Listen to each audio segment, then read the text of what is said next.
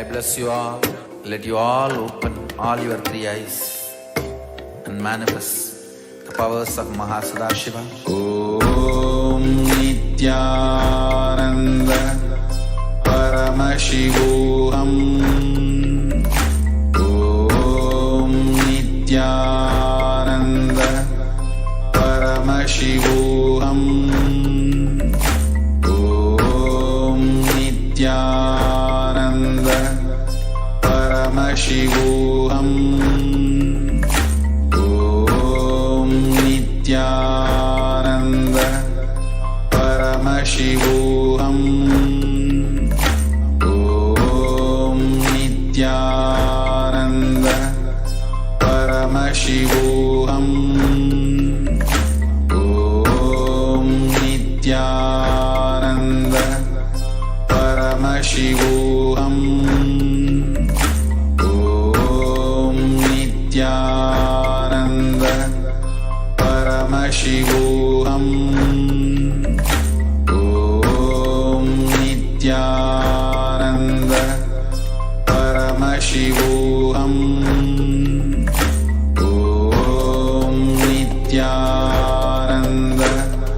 Paramashivoham. Om Nithyananda Paramashivoham. Om Nithyananda Paramashivoham. Om Nithyananda Paramashivoham. Om Nithyananda Paramashivoham. Om Nithyananda Paramashivoham. Om Nithyananda Paramashivoham. Om Nithyananda Paramashivoham. Om Nithyananda Paramashivoham. Om Nithyananda Paramashivoham.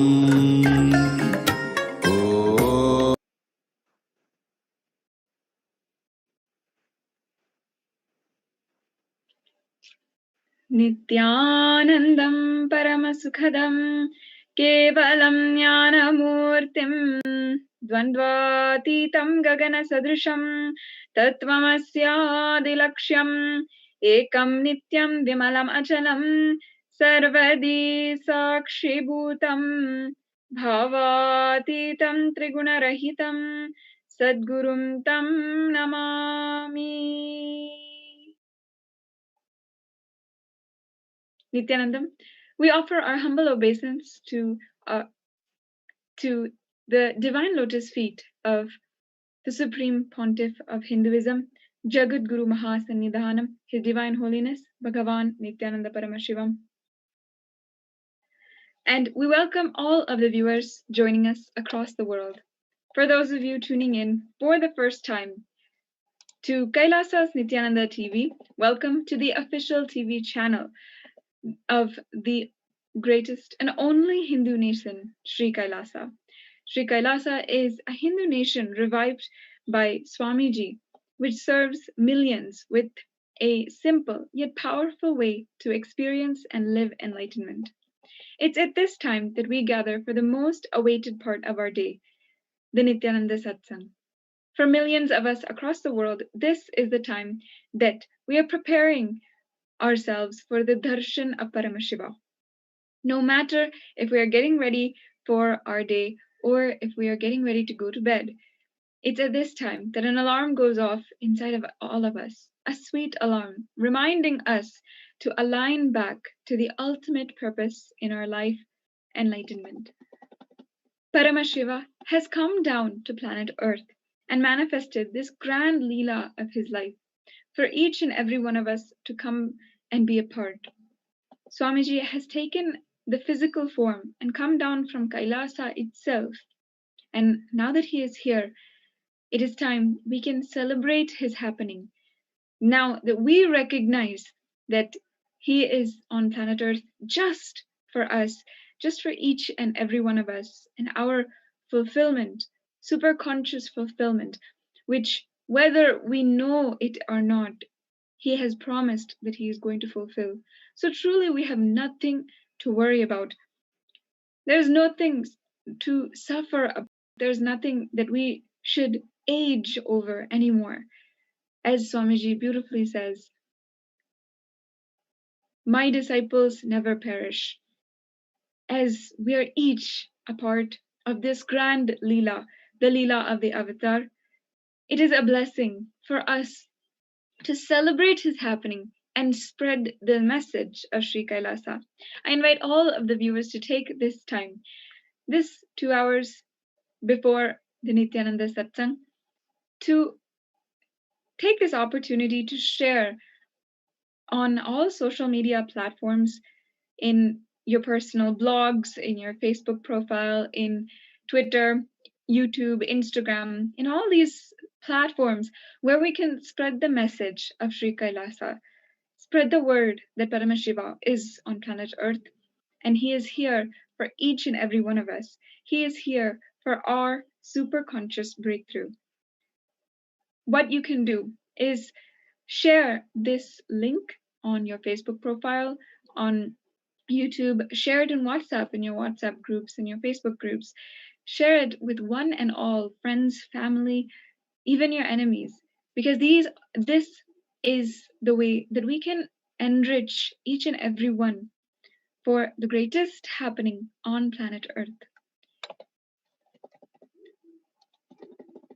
Let's do whatever we can to reach this message to the whole world and ultimately get us to the ultimate purpose in our life, enlightenment. For many of us, our purpose may still not be so clear. What we want in our life is not yet decided. The current generation of youth, of people aged 15 to 35, may desire success in their careers or a happy relationship. But still, how to get there? What is the best way? And how to guarantee success in both career or relationships? That's still a huge place of doubt, self-doubt, self-destruction, making it a extremely unstable foundation for youth of this day and age to take on the world. Nowadays, as the coronavirus pandemic is showing no signs of slowing down, and the standing institutions in place for a successful career or for creating happy relationships is slowly yet surely dissolving. People are asking themselves, how can we create what we want when it's dangerous for us to even go outside to the workplace or to school? And of course, relationships have become even more difficult to pursue with the social distancing which is in place in most countries all over the world. People might be looking for love, but all of that must now be enjoyed at a distance for the sake of the continued health of ourselves and our community. Institutions in place for our society are slowly collapsing and becoming redundant and irrelevant to people's lives, if not harming us directly. Life is slowly coming to a standstill. While this may be daunting for some of us, now is the perfect time to build our consciousness. Leave aside a career, relationships, whatever it might be. Let us build a consciousness which will help us evolve and help us become more powerful in life. Swamiji beautifully tells us life is not about what you do. Life is all about the powerfulness that you feel. When you wake up, the powerfulness that you feel waking up, the smile that is on your face when you get up and get ready for the day, excited for the day, having a newfound inspiration for life. That is the what truly defines a beautiful life. Over the last few months, Swamiji has continuously been revealing to us about the ongoing circumstance in our world. Swamiji revealed literally the Pralaya, dissolution is happening. Not physical Mahapralaya, but a large scale dissolution is happening. The Aghora Dandava Paramashiva is happening all over the world. Coronavirus has impacted many lives and it has impacted the livelihood of half of humanity. It has affected the lifestyle of the whole of humanity. In the Kurma Purana, it describes 4 different pralayas: the Naimitika Pralaya, Atyantika Pralaya, Nitya Pralaya, and all of these tell us about a time of great dissolution that is happening. Till December 14th, the Pralaya is going to be continuing. What is going to withstand this whole Pralaya and what will melt down only will be clear after December 14th. There are 7 ways that Pralaya actually happens: extreme earthquakes, fire, dust storms, extreme rain, floods, sandstorms, even man-made wars. And if you see, all of these have somehow manifested in the last 7 months in the year 2020. Never before in India have so many earthquakes happened in such a short period of time. The world is preparing itself for a superconscious breakthrough. It is just resetting itself. Swamiji says all social contracts will melt down, even legal contracts, and not just physical war, but extremely heavy digital wars will be going on. Swamiji recently expanded on the Pralaya and what it really means in the cosmic level, something that really blew through what we knew about our world around us. And thinking about it at this level really liberates us from the happenings, the bad news, extremely aggravating and stressful environment which might be brewing around us, and it helps us align more and more to having a superconscious breakthrough. Let's now watch what Swamiji had recently revealed about the happening of Pralaya on a cosmic level in the whole level of the universe.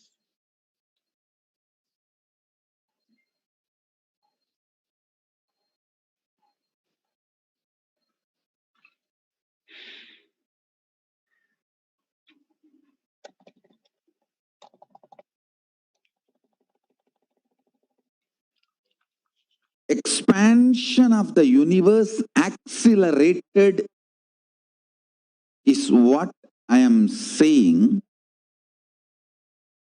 as superconscious breakthrough happening. The universe is consciousness. It was expanding. Suddenly the expansion is accelerated.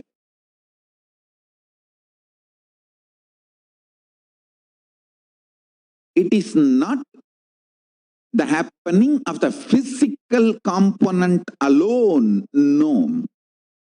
The happening is conscious. The place where the atheists and spiritual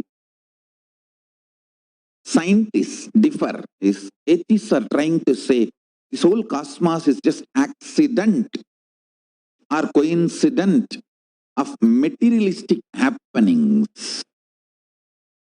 People who know the truth, rishis, inner scientists, who knows the cosmos from the great Hindu tradition, not only they are declaring very clearly, I tell you, all my disciples, I tell you from my personal experience, am telling you my personal experience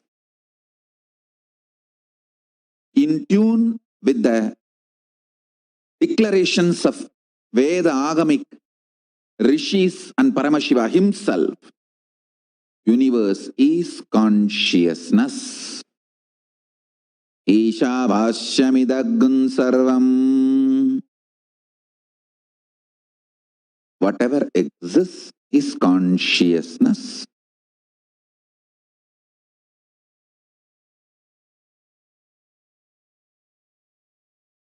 The superconscious breakthrough is what the scientists are telling. Expansion is accelerated. Understand?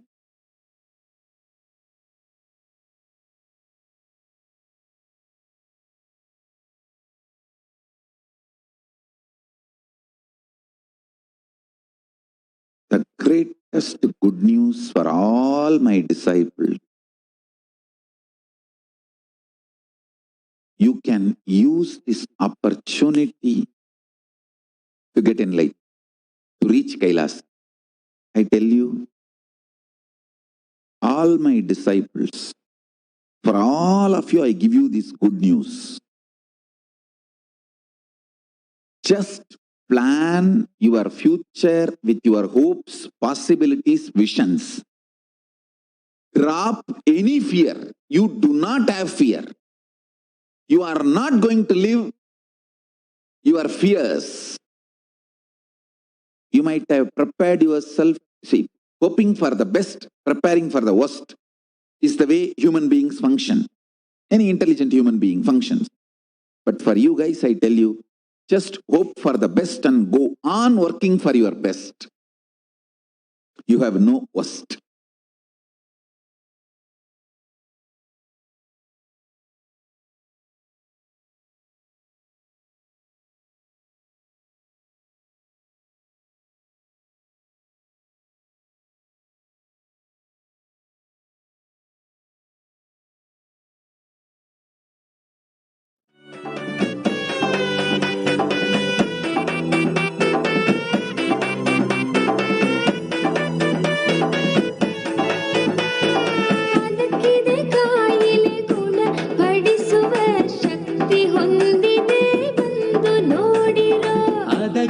ಕಾಯಿಲೆ ಗುಣ ಪಡಿಸುವ ಶಕ್ತಿ ಹೊಂದಿದೆ ಬಂದು ನೋಡಿರೋ.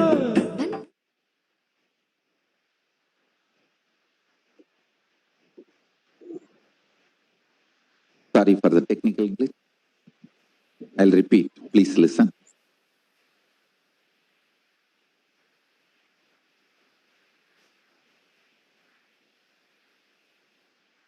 All my disciples, I should say whoever is ready to listen to me, whoever recognizes my identity and ready to listen to me, to all of you I am talking. Understand? Universe is going through a powerful superconscious breakthrough. Enjoy your future plans, hopes, visions, possibilities. Go on working for it consciously. Drop all the fears, delusionary blind spots. Listen carefully. Fears, unsubstantiated fears, forms a kind of a magnetic force to attract negativity in your life, and you start becoming frustrated, violent, murderous. The core mass for a murderer is unsubstantiated fear.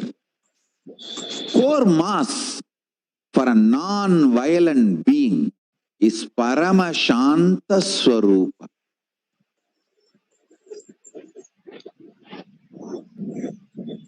We are seeing Pralaya happening in various locations across the globe. One of the attributes of the Pralaya is extreme weather and natural disasters. Even as of 10 days ago, we are seeing this happen in real life. In the BBC News, you can see the link. In China, officials say about 5 million people in Zhejiang province in China have been affected, with over 1 million evacuated to safe places. Lekima made landfall in the early hours of Saturday in Wenling, between Taiwan and China's financial capital, Shanghai, packing strong winds and heavy rain. Another aspect of Swamiji has talked about is the famine affecting the world now. In an article by The Guardian, they describe the world is facing widespread famine of biblical proportions. Because of the coronavirus pandemic, the chief of the UN's Food Relief Agency has warned with a short time to act before hundreds of millions to starve. More than 30 countries in the developing world could experience widespread famine, and in 10 of those countries, there are already more than 1 million people on the brink of starvation. Sir Davis Basley, the executive director of the World Food Program. We are not talking about people going to bed hungry, he told The Guardian in an interview. We are talking about extreme conditions, emergency status, people literally marching to the brink of starvation. If we don't get food to people, people will die. So yesterday, during satsang, Swamiji declared E Kailasha. It's a message from Paramashiva for all of you. Not only you sail through this pralaya to have super consciousness breakthrough. What do I mean by the word E Kailasha? With the word E Kailasha, the enlightenment ecosystem, literally enlightenment itself in your home, wherever you are. If you cannot come to Kailasha, it's okay. Kailasha can come to you. Kailasha coming to you is E Kailasha. Literally enlightenment, power manifestation, Paramashiva, everything served to you without you even moving out of your couch. For couch potatoes, Swamiji says, E Kailasha is the solution that Swamiji has guided each and every one of us to protect ourselves from the pralaya and its effects, such as the pandemic fatigue. You can become involved with your local sangha for waking up at Brahma Murta for yoga, doing puja together, and watching satsang and doing power manifestation. The Swamiji told us yesterday in the evening, the power of satsanga can raise you to Kailasha directly, whether whatever knowledge.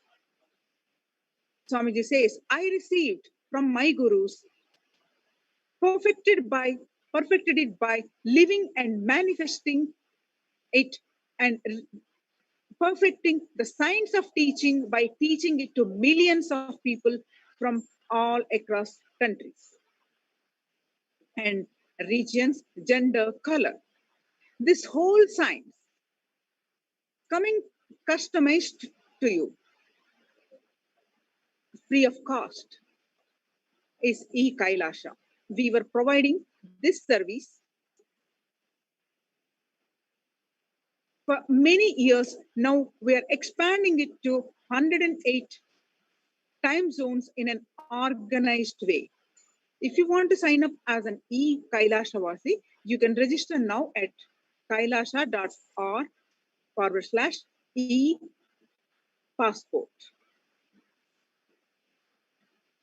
Swamiji has guided us that we must infuse intense consciousness, peace inside you and into the whole world. That is the only thing we can do, especially now during this pandemic time. The only thing all of us can do is bring more and more unclutching and more shanti, peace through unclutching. Unclutching is a space of complete restful awareness where you are not clutching onto any thought, emotion. Most of us are prisoners of our past. We repeat the behaviors we are familiar with. The result in the feeling that life is repetitive and boring, that we never experience anything new.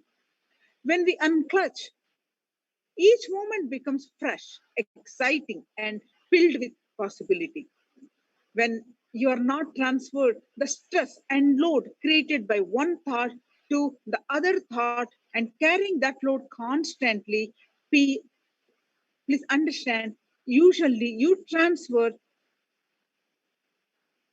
the load and stress you create by one thought to the other thought. And when you're constantly transferring these emotions to one thought to the other, your inner space become insensitive and loaded with so much of emotions. So it naturally sinks to depression, restlessness, boredom, and all negative emotions. Unclutching is not connecting one thought and all the negative emotions.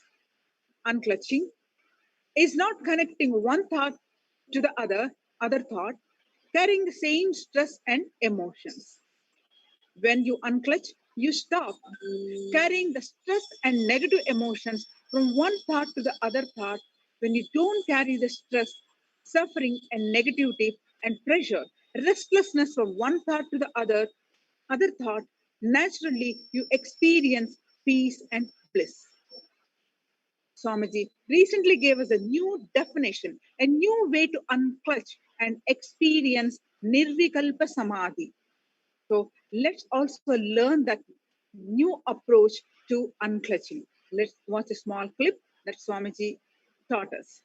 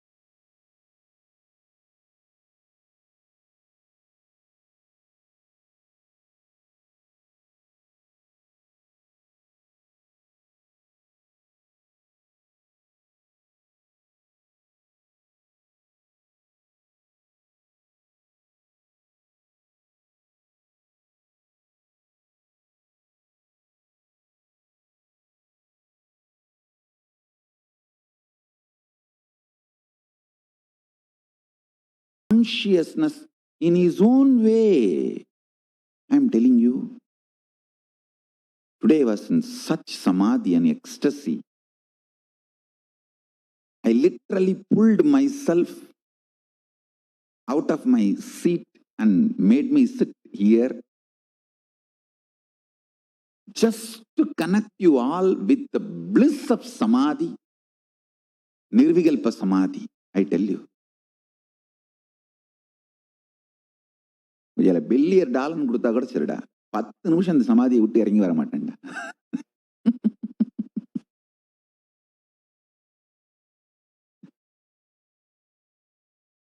கள்ளுஞ்சாராயமும் கலந்தே கொடுத்தாலும் கடைத்தேற முடியாதப்பா.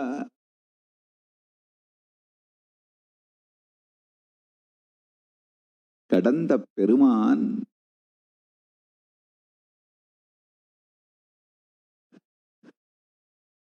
தன்னை கண்டு கடந்து உள் இருக்கும் நிர்விகல்ப சமாதி கண்ட சுகம்.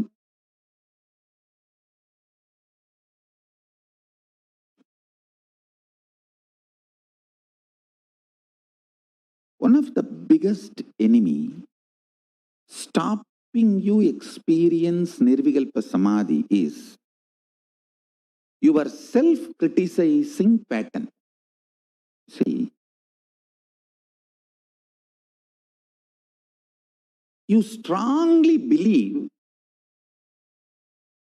you have not achieved oneness, nirvikalpa samadhi, unclutching, completion, because there is a definition for that state and that definition is not manifesting in you.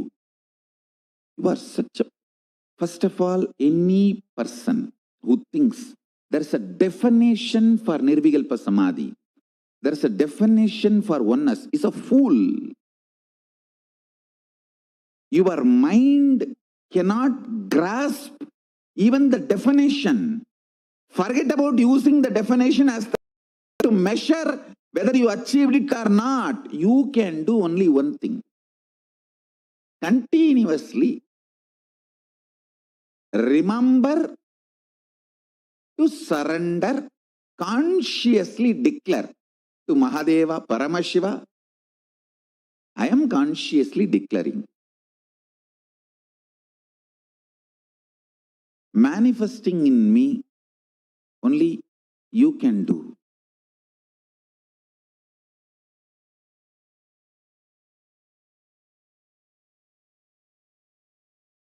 Ramana Maharshi beautifully sings in Aksharamanamala. Aru kavenai andanai agattidil agilam vazhittidum arunachala. அகம்புகுந்தீர்த்துன் நகக்குகை சிறையாய் அமர்வித்ததென்கொலோ Arunachala. That whole scene is actually in Madhurabhava. One of the wives of Krishna, when she was with the parents but she was in love with Krishna, she doesn't know how to run away from the home and marry Krishna. So somehow she sends message to Krishna that, please take me with you. Then Krishna plans and goes, and as per his plan, he gets her and marries her. This is the exact scene, mood with which Bhagavan is describing at least the first few verses. ஆறு காவினை அண்டனை அகற்றிடில் அகிலம் வழித்திடும் Arunachala.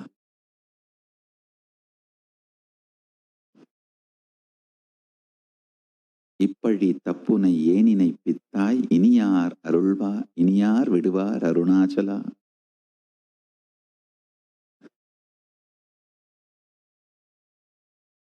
அகம்புகுந்தீர்த்துன் அகக்குகை சிறையாய் அமர்வித்ததென்கொலோ Arunachala.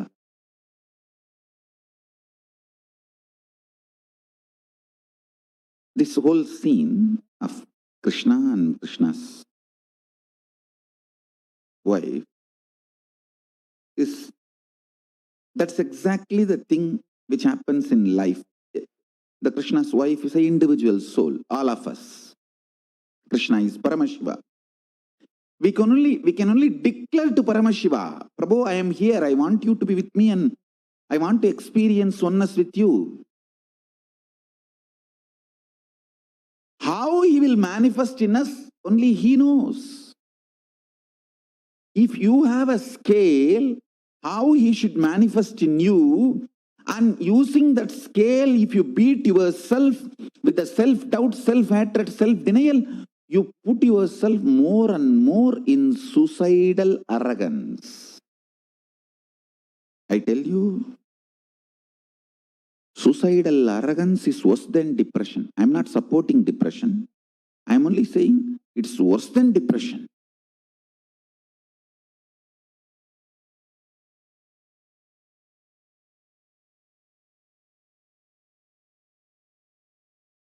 I'll tell you precisely, exactly right attitude.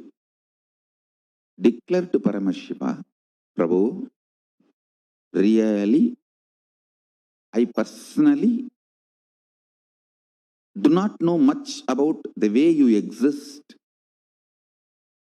But as per your declaration in Vedas and Agamas and my Guru's confirmation, I have some idea about how you exist. Whether that idea is complete or not, I do not know. But what I know as me, I surrender unto you. I offer me to you. Please, you take away me in you. You radiate. Let you alone exist. Let me experience absolute oneness, nirvikalpa samadhi, unclutching, complete completion, or whatever the highest state. I may not know the name or words to describe. Let me experience that. Declare it consciously. Remember one thing. Even if you are consciously enjoying somebody swimming, his brain activity, his neuron activity is mirrored in you. Even ordinary swimming, his neuron activities are mirrored in your brain. Can't you understand the great cosmic experience, existence, Paramashiva, when you surrender to him, will his neuron activity not mirror in you? Don't you understand?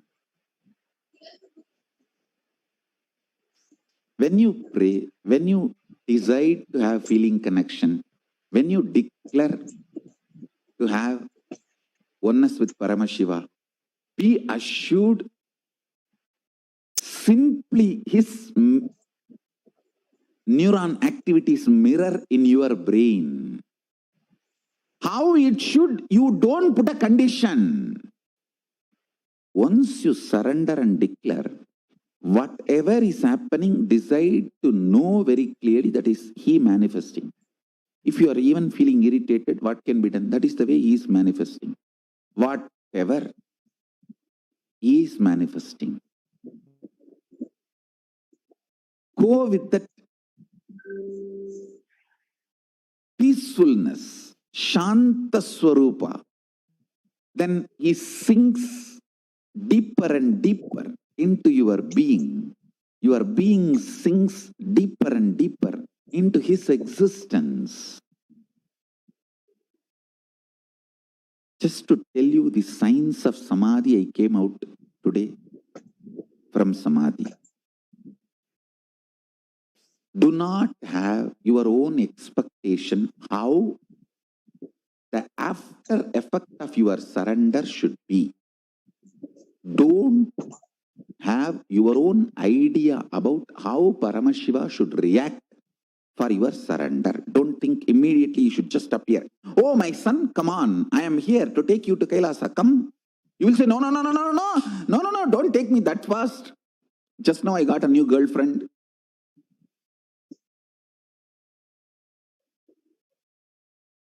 So don't expect how his reaction should be.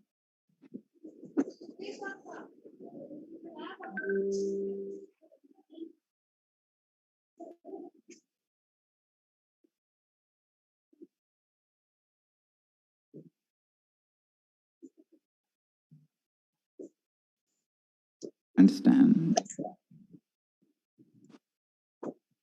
Every surrender, every time, naturally his manifestation in you gets intensified.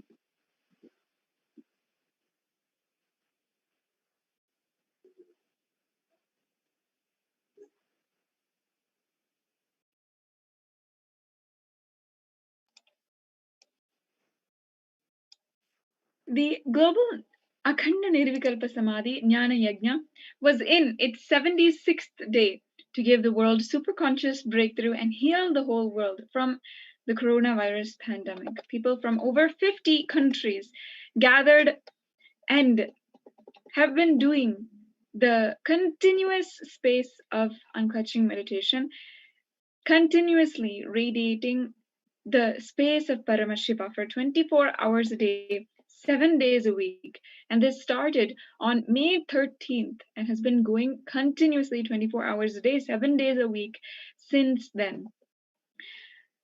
Yesterday, on the 76th day of the Akhanda Nirvikalpa Samadhi Jnana Yajna, 137 people from all over the world gathered from 50 countries and collectively meditated for 8,220 minutes for peace. Every language gathers and in groups conducts sessions where for 1 hour they chant Mahavakya and then Upanishads and Bhagavad Gita for 1 hour, and then they go into the hours of unclutching. You can also join this grand movement moving towards healing the coronavirus pandemic, healing the world from so much of suffering that is going on, and bringing the super conscious breakthrough. Swamiji has made unclutching so easy for us. Just a simple declaration, and never going by our own definition of how Paramashiva will manifest in us, just simply unclutching from that, even that idea that we have of how he should manifest in us. In this way, just sitting for 1 or 2 hours a day for unclutching can become so healing inside of you, bring so much of completion for yourself and all the people around you.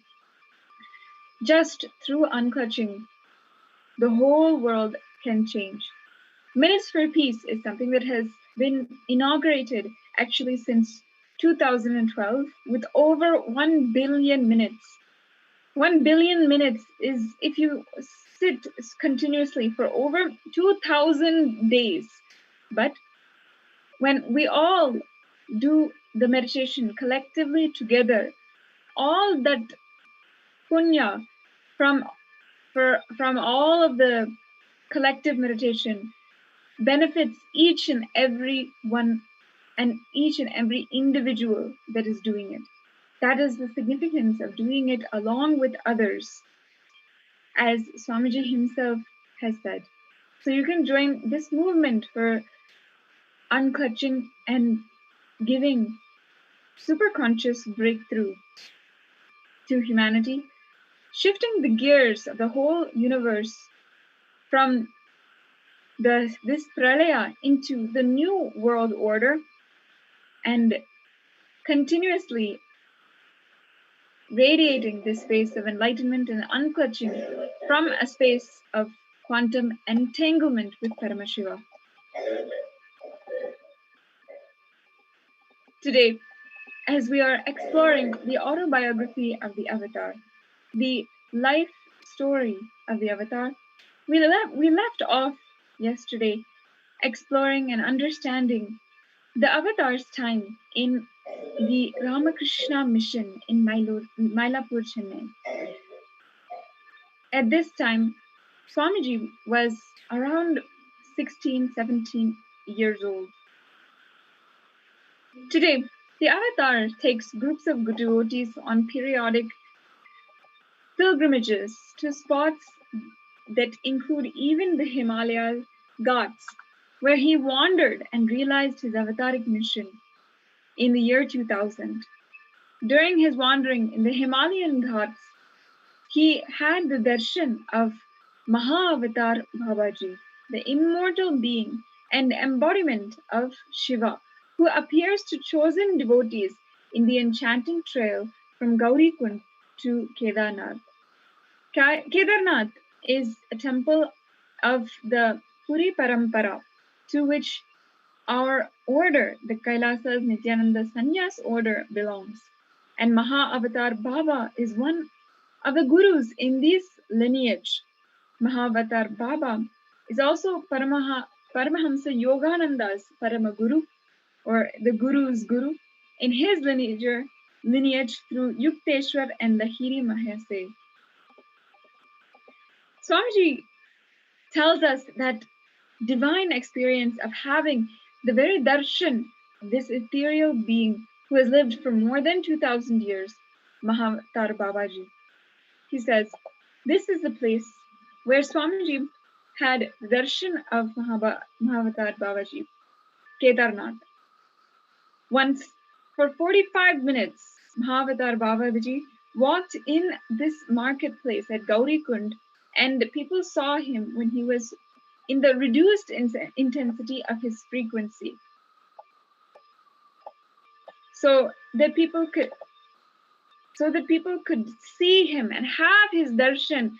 Mahavatar Babaji, who exists even today in a higher frequency, he reduced his frequency so that people can have his darshan. The longest ever that people have witnessed the darshan of Mahavatar Babaji was a full 45 minutes. And this news was even published in newspapers. Swamiji had the darshan of Babaji in a place above Gaurikund. Among sannyasis, for every parampara or every lineage, there is a temple which the whole community should visit at least once in a lifetime. Puri Parampara, Kedarnath is that temple. The Kailasas Nithyananda Sannyas order is belonging to that Nirvana Akhada and the Puri Parampara. So the Kedarnath temple is the temple for us. And Swamiji says that whoever is initiated by Swamiji, whoever has taken the healer's initiation, has to visit the Kedarnath temple at least once in their lifetime. This is the Kshetra Devata, the deity of the chosen location. It is a beautiful place, and the route is always kept safe so that there is no difficulty going there. The route is completely controlled by the army, and they even assist people to get to the Kedarnath temple. This is the very place where Shankaracharya, great incarnation of Paramashiva, left the body and attained final ultimate samadhi. His energy resides there. All of the 5 Pandavas also left their bodies there. And this is the only stone temple amongst the 4 Chardham Kshetras that Swamiji takes people on when he was doing the Himalaya Yatras from as early as 2004 until 2012. Amongst the Jyotirlingas, where Shiva is worshipped as light, this is the northernmost temple, while Rameshwaram is the southernmost. Kedarnath is a powerful energy center. There's every chance that if you visit there, you may have the darshan of Mahavatar Babaji. He is very casual and gives darshan to so many people. A simple prayer and he can come down and bless you. Just you have to pray intensely and he may give you the darshan. He will appear to be around 20 to 25 years of age. His feet will not touch the ground. He will wear only one orange-like cloth around his waist. And there are records that he wears a white towel also. Paramahamsa Yogananda also writes that he wears a orange towel if he feels that somebody is a seeker, he immediately appears voluntarily. Mahavatar Babaji gave the name Nithyananda to Swamiji. Swamiji, during around the years 1998 and 1999, he was staying in a cave near a Kalabhairava temple about 3 miles from Gaurikund on the way up to Gaurikund. Of course, Swamiji himself describes himself as a real intellectual. He says that he is a hard nut. And when he saw him, when he had a darshan, he at first didn't believe that was truly Mahavatar Babaji. He had read somewhere that it has been 2,500 years since Mahavatar Babaji was living in the physical realm. So then when Babaji had appeared in front of him, Swamiji caught his hand to see if Swamiji was hallucinating or he was dreaming or if it was really him. He poked his hand and Babaji laughed. Swamiji says, I could see him very clearly. I understood he is laughing because I was testing him. He laughed and said to Swamiji, Paramahamsa Sri Nithyananda. Now, of course, at this time, Swamiji didn't understand what he meant by that. Swamiji said that he thought he was asking him to go and see someone by that name. Go and look for somebody named Paramahamsa Sri Nithyananda. But little did Swamiji know at that time that he was actually naming him. Swamiji describes the next moments. He says, I wanted to ask him the next question, like where the person is, what to do with him. But then Mahavatar Babaji just smiled and walked into my body. I was scared. I moved and gave way for him, but he entered into me and he didn't come out the other side. I turned and I saw he was not there. It was as though he simply merged into me. Swamiji says that at that time in his life, he was seeking an enlightened guru. He says, I was intensely praying for one. I never prayed to Babaji. I didn't even know that he was in Gaurikund. I knew he was in the Himalayas. When I read Paramahamsa Yogananda's autobiography, I learned that he lives there in Gaurikund. And any person clad in kavi whom I saw, I would have the desire that he might be my master. So, when Mahavatar Babaji told the name Paramahamsa Sri Nithyananda to Swamiji, Swamiji thought that he was guiding him to see a person by that name. And when he tried to inquire around if anyone understood or anyone knew this Nithyananda Swami, they all said no. At one point, a devotee on the Himalaya trip with Swamiji prayed to Swamiji to help her receive Babaji's darshan. He blessed her and asked if she was really sincere about it. He told her that if she was really sincere about having the darshan, Babaji would definitely appear to her. While the rest of the group members in that Himalaya yatra were moving around with something or another, the devotee suddenly had a clear darshan of Babaji passing between two ponies, hers and her friend's. Her friend was completely oblivious to that darshan. She mentioned it to Swamiji. And then when Swamiji checked if she really had a darshan of Babaji, he confirmed that she did. Let's now understand from Swamiji's own words, hear it from the avatar himself about how he remembers the darshan of Mahavatar Babaji and receiving the name Paramahamsa Sri Nithyananda.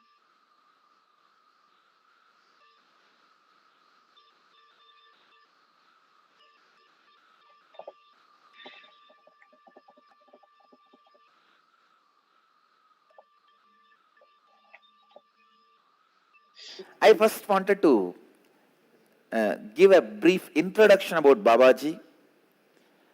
He is a 2000-year-old sage I'm not talking any superstitious things. Please listen.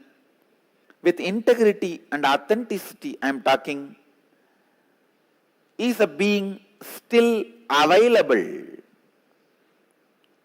from a different space, but he can assume the human body, come to human frequency by his will. So I have heard about Babaji through a very famous book, Autobiography of a Yogi, in the young age. And when I was traveling in Himalayas 1999, I remember very clearly, it is just before the Kedarnath. There is a place called Gauri Kund. That is the area. In that area, there is a beautiful Kalabhairava temple. In that area, I was living for a few days. And one day, suddenly, in the evening, a bright young sadhu walking towards me. When he came near only, I realized he is not having physical body, he is in the light body. I first thought, am I hallucinating? Am I having some illusion? So I tried to touch him. When I tried to touch him, I was able to feel him. He was laughing at me for trying to test him. And then he smiled. And he gave me this name which I am carrying now. This name which I am carrying now is a gift from him. Paramahamsa Nithyananda is gift from him. He is one of the biggest blessing I have ever had in my life. I can tell you only one thing. It's not that only me, but thousands of people have experienced his physical presence and his blessings. I can say still is alive, and just his darshan, presence, can awaken our Kundalini Shakti, can raise us to a completely different reality altogether.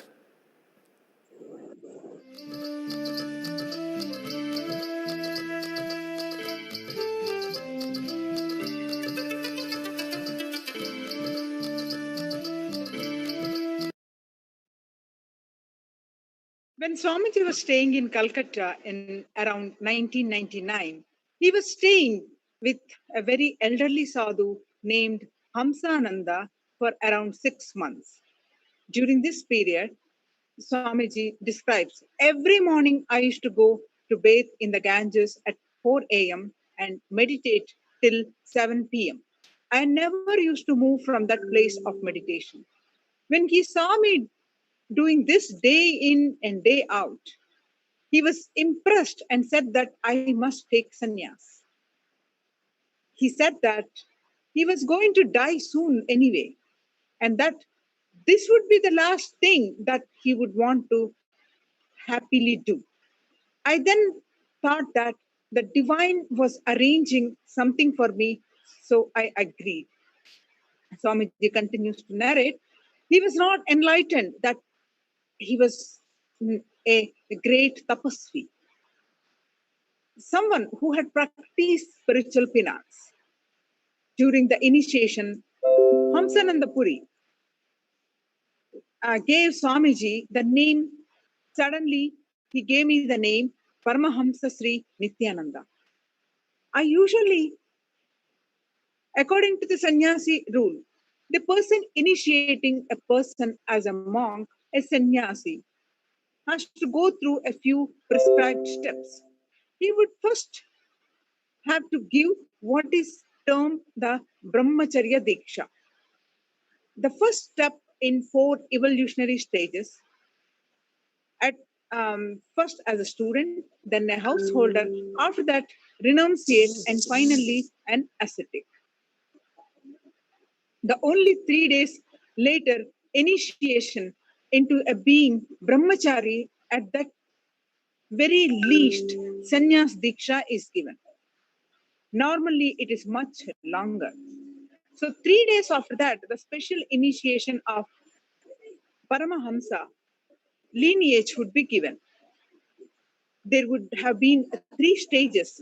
So it should have first been Brahmachari Nithyananda, then initiated as Swami Nithyananda, provided with stick danda, danda, the water pot, and such accessories. Then finally, Paramahamsa Sri Nithyananda.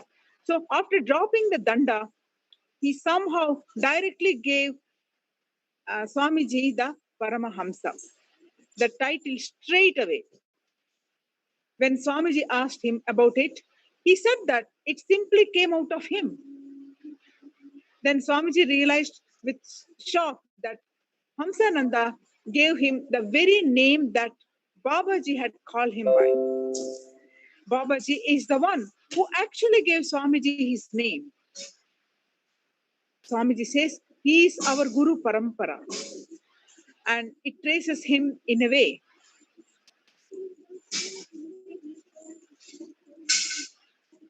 During Swamiji's wandering days, he at one point was traveling near Badrinath.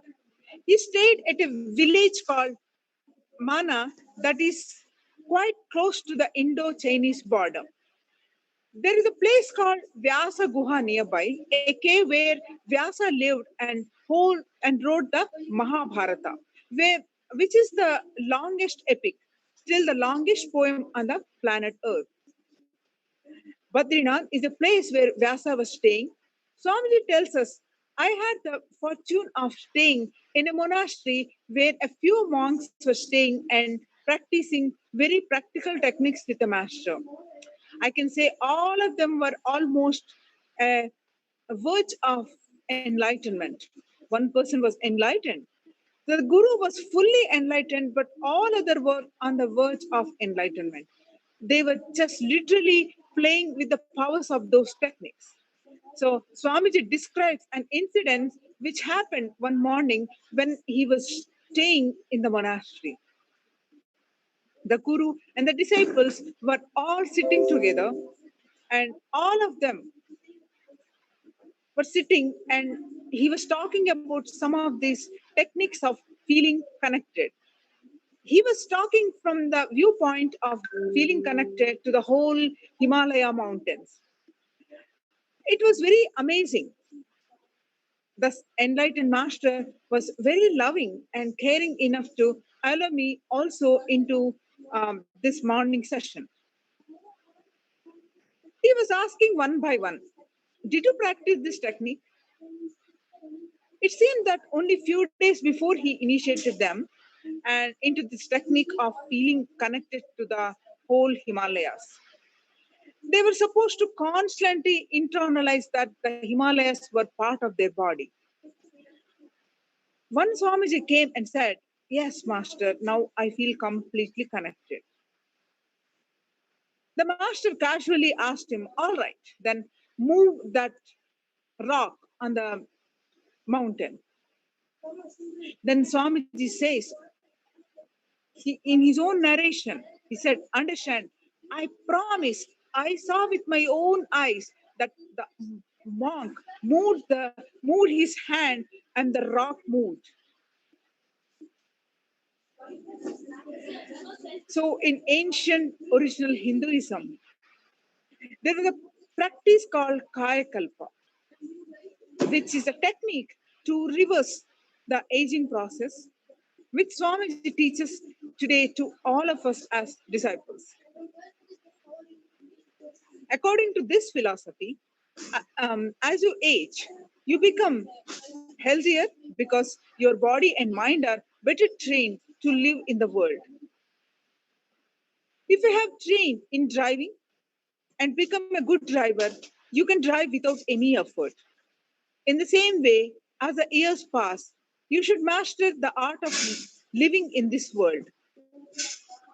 They say that as you grow older, you are not supposed to fall sick or have stress because you should have the logic of the world and become more intelligent. healthy, and spontaneous. However, that is not our experience. What has happened? Where did we miss?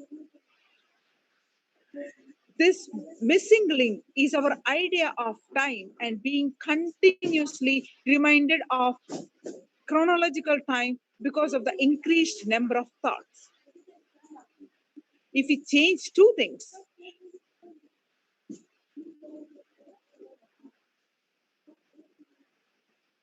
we can make Kaya Kalpa a reality. First, change our perception about our body. We always think that as we age, our body gets old and disease. It's not necessary, but that's our perception. We may question it by saying that when we get old, we really do feel tired and it is not our imagination. We don't know the power of your mind. Swamiji once went to a place in Tibet where the lamas, the Tibetan monks, live. Swamiji explains, I was told people there live long. I saw an elderly man walking in the fields and I asked him, do people here live long? Please tell me about it.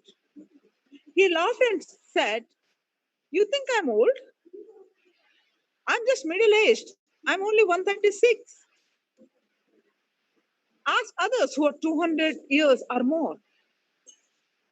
There were medical records to show he really was 136 and he was working in the farm. I could not believe it just like you at all. Then they showed me a report by researchers from Wisconsin University who worked with them to study their body to understand how they live together that longer. According to the scientists, their body works just like ours. There's no difference, even genetically. They continue that there is something beyond the body and that makes them live longer. None of the lamas could give any reason for their long life, but they all had a strong belief that human beings are supposed to live up to 300 years. If someone died at age 200, it was considered an unnatural death. Your mind has such a tremendous power that whatever you believe, you have the capacity to make it a reality. That is why people who see horror movies continuously start seeing ghosts. If you watch one horror movie every night for 10 days in a row, on the 11th day, you will see a ghost or think you're seeing ghosts when curtain moves. Huh. Your mind has the capacity to make anything as reality. The first basic idea are your perception of time, of your physical level, the very idea that the more you age, the more you fall sick is wrong. The entire focus of Ayurveda avataric mission is for human beings to have powerful cognitions, like in the story of the Tibetan lamas. Disease, limited life, and pain are all powerless cognitions. They manifest only more powerfulness in life. Powerful cognitions are what these lamas held, which made them live up to 300 years. Through his powerful satsangs and dikshas, the avatar makes individuals move to holding onto powerful cognitions, which makes them manifest powers of shaktis in their life. The avatar entire life story is about powerful cognitions and power manifestation as a result.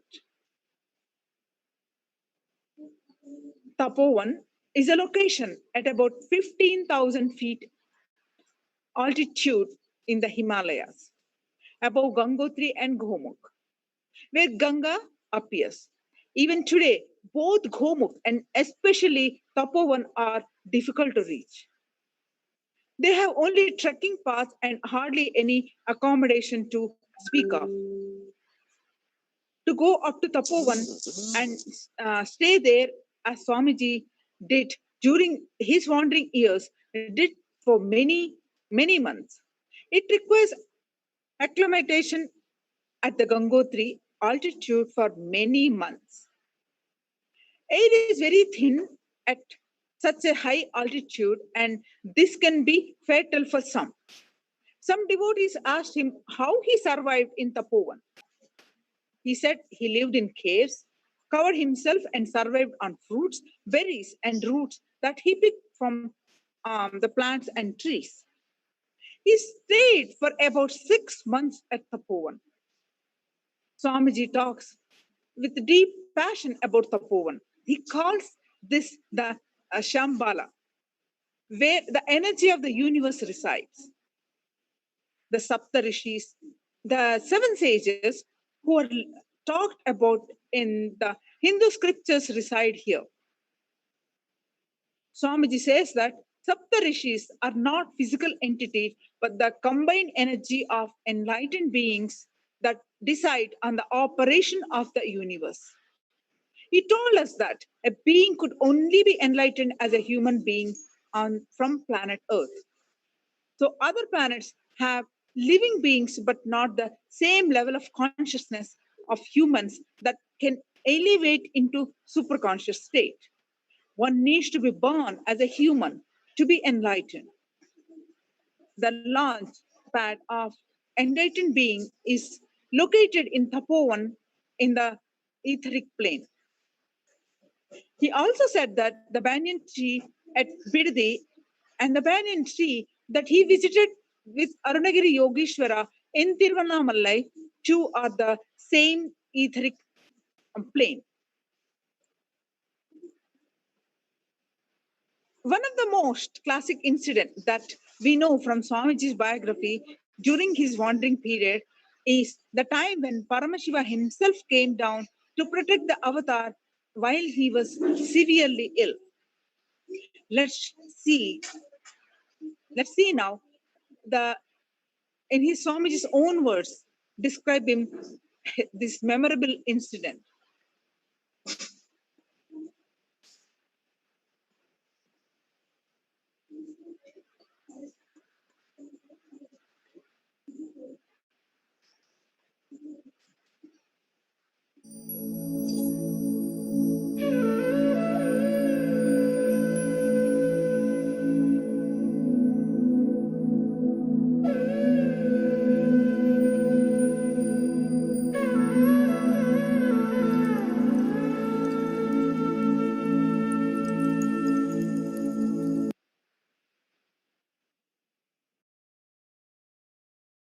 He says, Ananyas Chintayanto Mamye Jana Variyuvasade Desham Nityabhiyuktanam Yogakshemam Vahamyakam.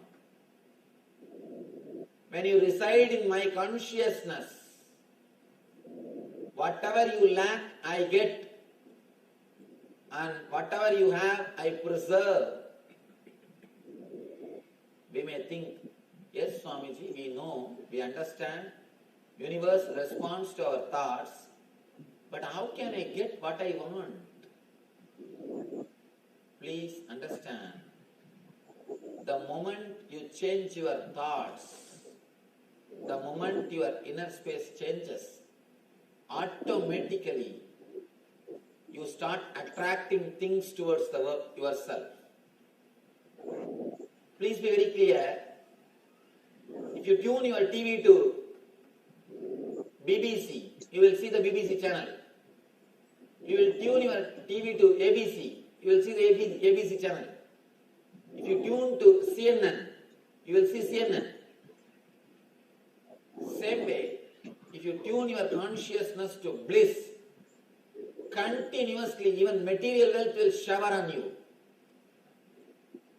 We may think, how can it be possible? How can this happen? what kind of words Swamiji is giving. But I tell you, now it will look very difficult. You may feel very difficult to understand. But start experimenting. I courageously tell you, I declare from my own authority, this sloka is a solid truth. Because 9 years I lived. I tell you, this is a promise by the divine. 9 years I lived in utter insecurity. I know Krishna still proves his words. Still he proves his words. Yoga Kshemam Mahamyaham, he does. I can quote thousands of incidents from devotees' lives. Thousands of incidents. In so many devotees' lives, Tukaram, Tulsidas, so many masters' lives, I can quote so many incidences from my own life, from my life. Let me tell you a small incident. Again I tell you, it's an honest truth. I promise this incident is truth. I was staying in Hardwar, a place called Kankal. I was staying and doing tapasya. Every day morning I'll go for a bhiksha, where they give the bhiksha for sadhus. In so many ashrams they give bhiksha for sadhus. I go there, get my bhiksha, I'll come and eat 2-3 rotis and start meditating. Suddenly I fell sick. High temperature and diarrhea. I could not even walk. I was not able to walk. I thought, what can be done? All right. Suddenly, one young sannyasi, he came and he gave me food. Not only one day, continuously for 3-4 days, every day he will come, he will bring food for me. Not only food, he brought medicine also. I asked him one day, who are you, from where you are? He said, oh, my name is Shankar. I just stay in nearby ashram called Sadhana. There is an ashram, nearby ashram. He said, Sadhana. Every day he started coming and giving me food and medicine till I became all right. At least some 4-5 days. Every day he came. And because he came every day, after 2-3 days I started talking to him. He became a little acquainted. And I saw he was having a beautiful pen with a diamond on it. Diamond jewelry. There are many diamonds are put nicely. Pen with diamonds. Beautiful pen. And I was surprised how a sannyasi got such a costly gift. I asked him, what is this, Baba? What is this, Swamiji? He said, this is a diamond pen. Some devotee gave me. It looks so nice, I am having it. So, anyhow, I did not bother about it. After a few days, when I became all right, he stopped coming. Then I thought I should go and see him. Now I'm able to walk and move. I should go and see him. I felt little connected because he served me. He helped me. I should go and see him. After a week, when I became completely all right, I started walking. I came to the same ashram and inquired, Swamiji, I wanted to see Shankar Swamiji. Shankar? Whom you are talking? I said, I wanted to see Shankar, young Swami. I met him 2-3 days ago. He used to come every day, he will bring me food. In our ashram, there is only one Shankar. Go to the temple, see, he is the only Shankar we have. They showed the Shiva statue. And I tell you, it's a truth, promise. When I entered the temple, I saw the same pen. Shiva's cloth, same pen, same diamond pen. Of course.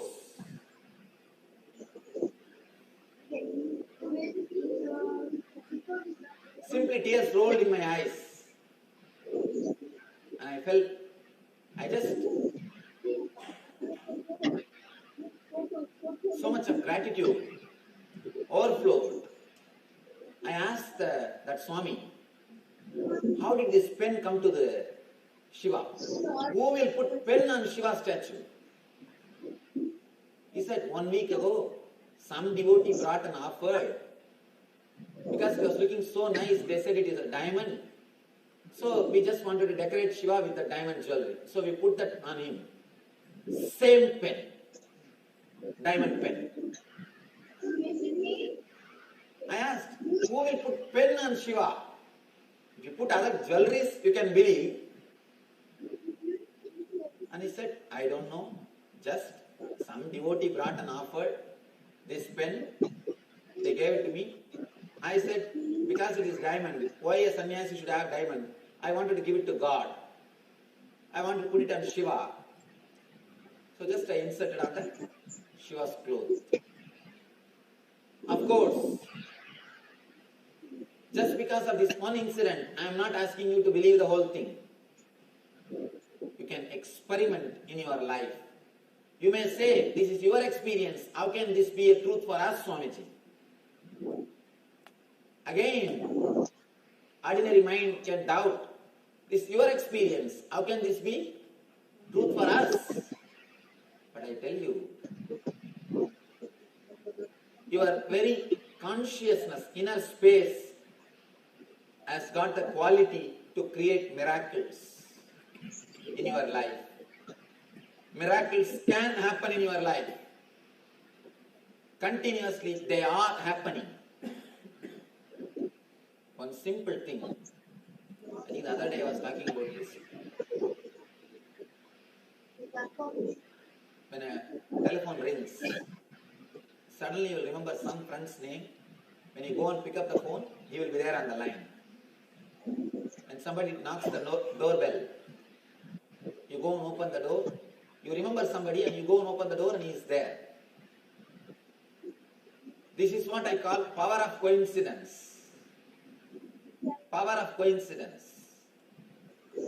In each one of us, the power of coincidence, the power to create, the power of coincidence exists. In each one of us, the power to create miracles exists. But all we need to do is open that. Understand you have the power to create the power of coincidence. Trust your consciousness is connected to universe. Continuously, universe is caring for you. The divine is waiting for you. It responds to your thoughts.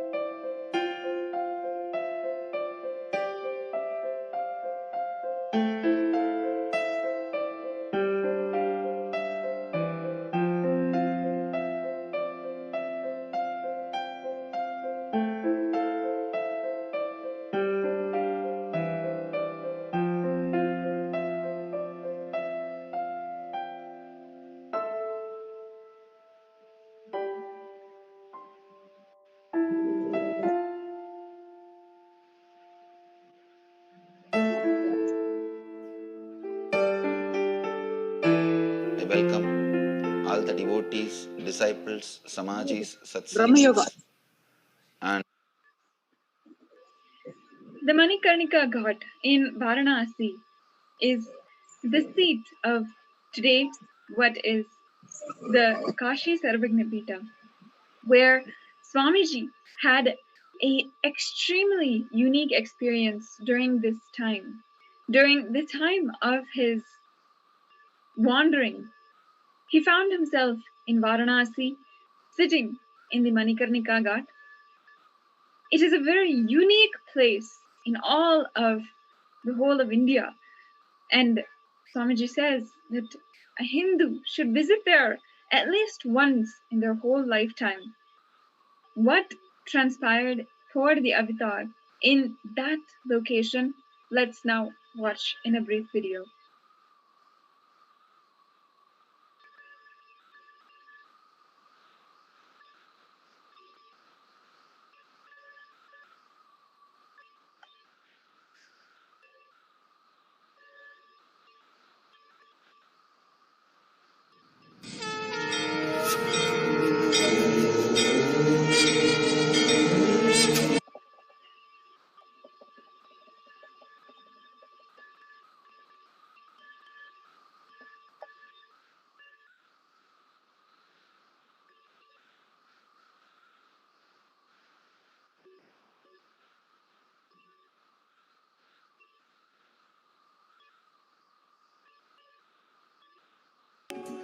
holy city for Hindus,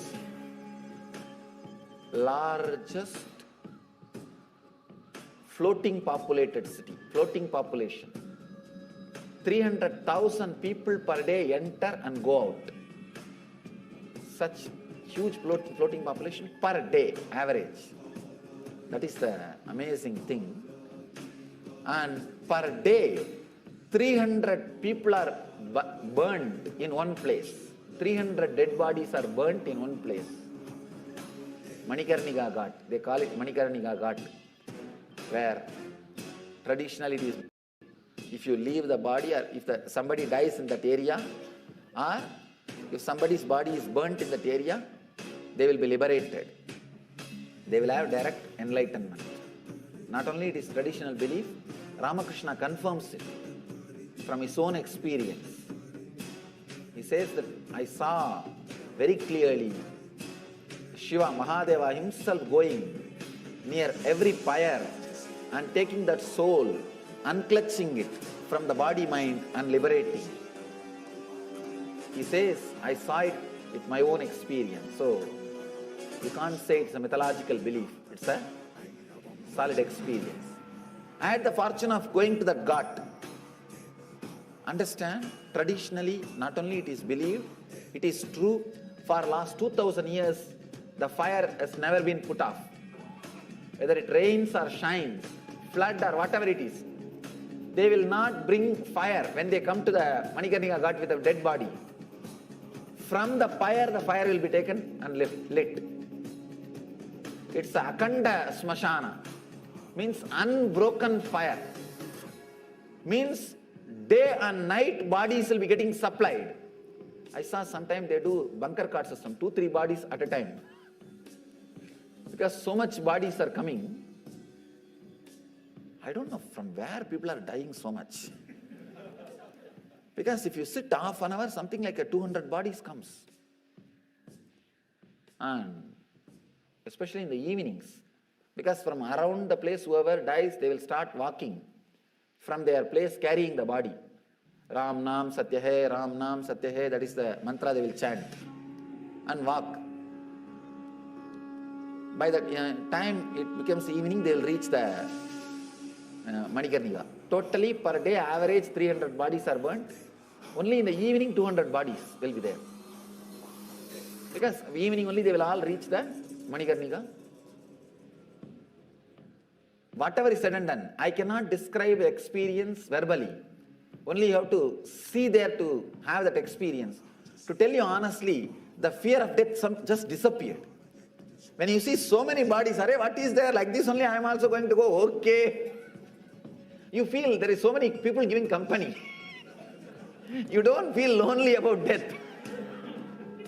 You feel it's like one more trip.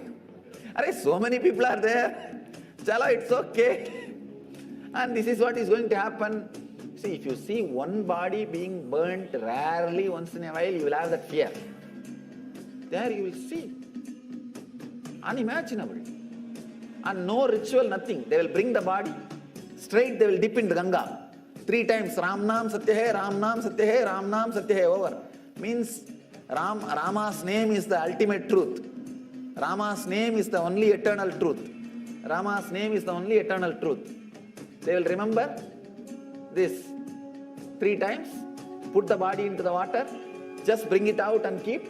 By the time the pyre will be ready, the wood will be arranged, ready. Actually, they continuously keep on arranging. Even if bodies are not coming, they are keeping on continuously arranging. I asked them, why do you guys arrange continuously? You don't know, Swamiji, in half an hour, 200 will come.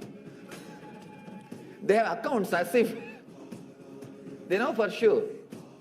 And the bodies come and it's arranged. They give like a token based on the entry. The moment body enters, they will give the token.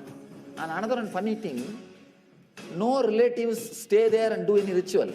The moment they do the Ram Nam Satya Hai, Ram Nam Satya Hai, dip 3 times into the Ganga and throw the body there and go away, that's all.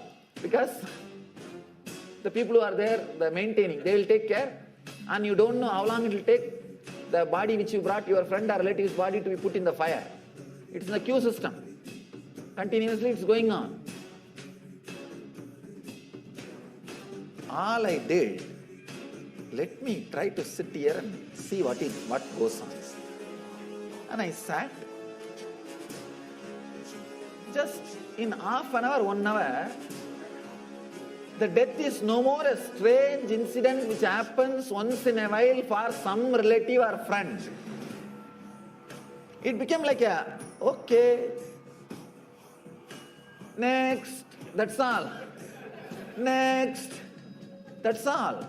All size, all gender, all age, all kinds, all color, all community, all religion also.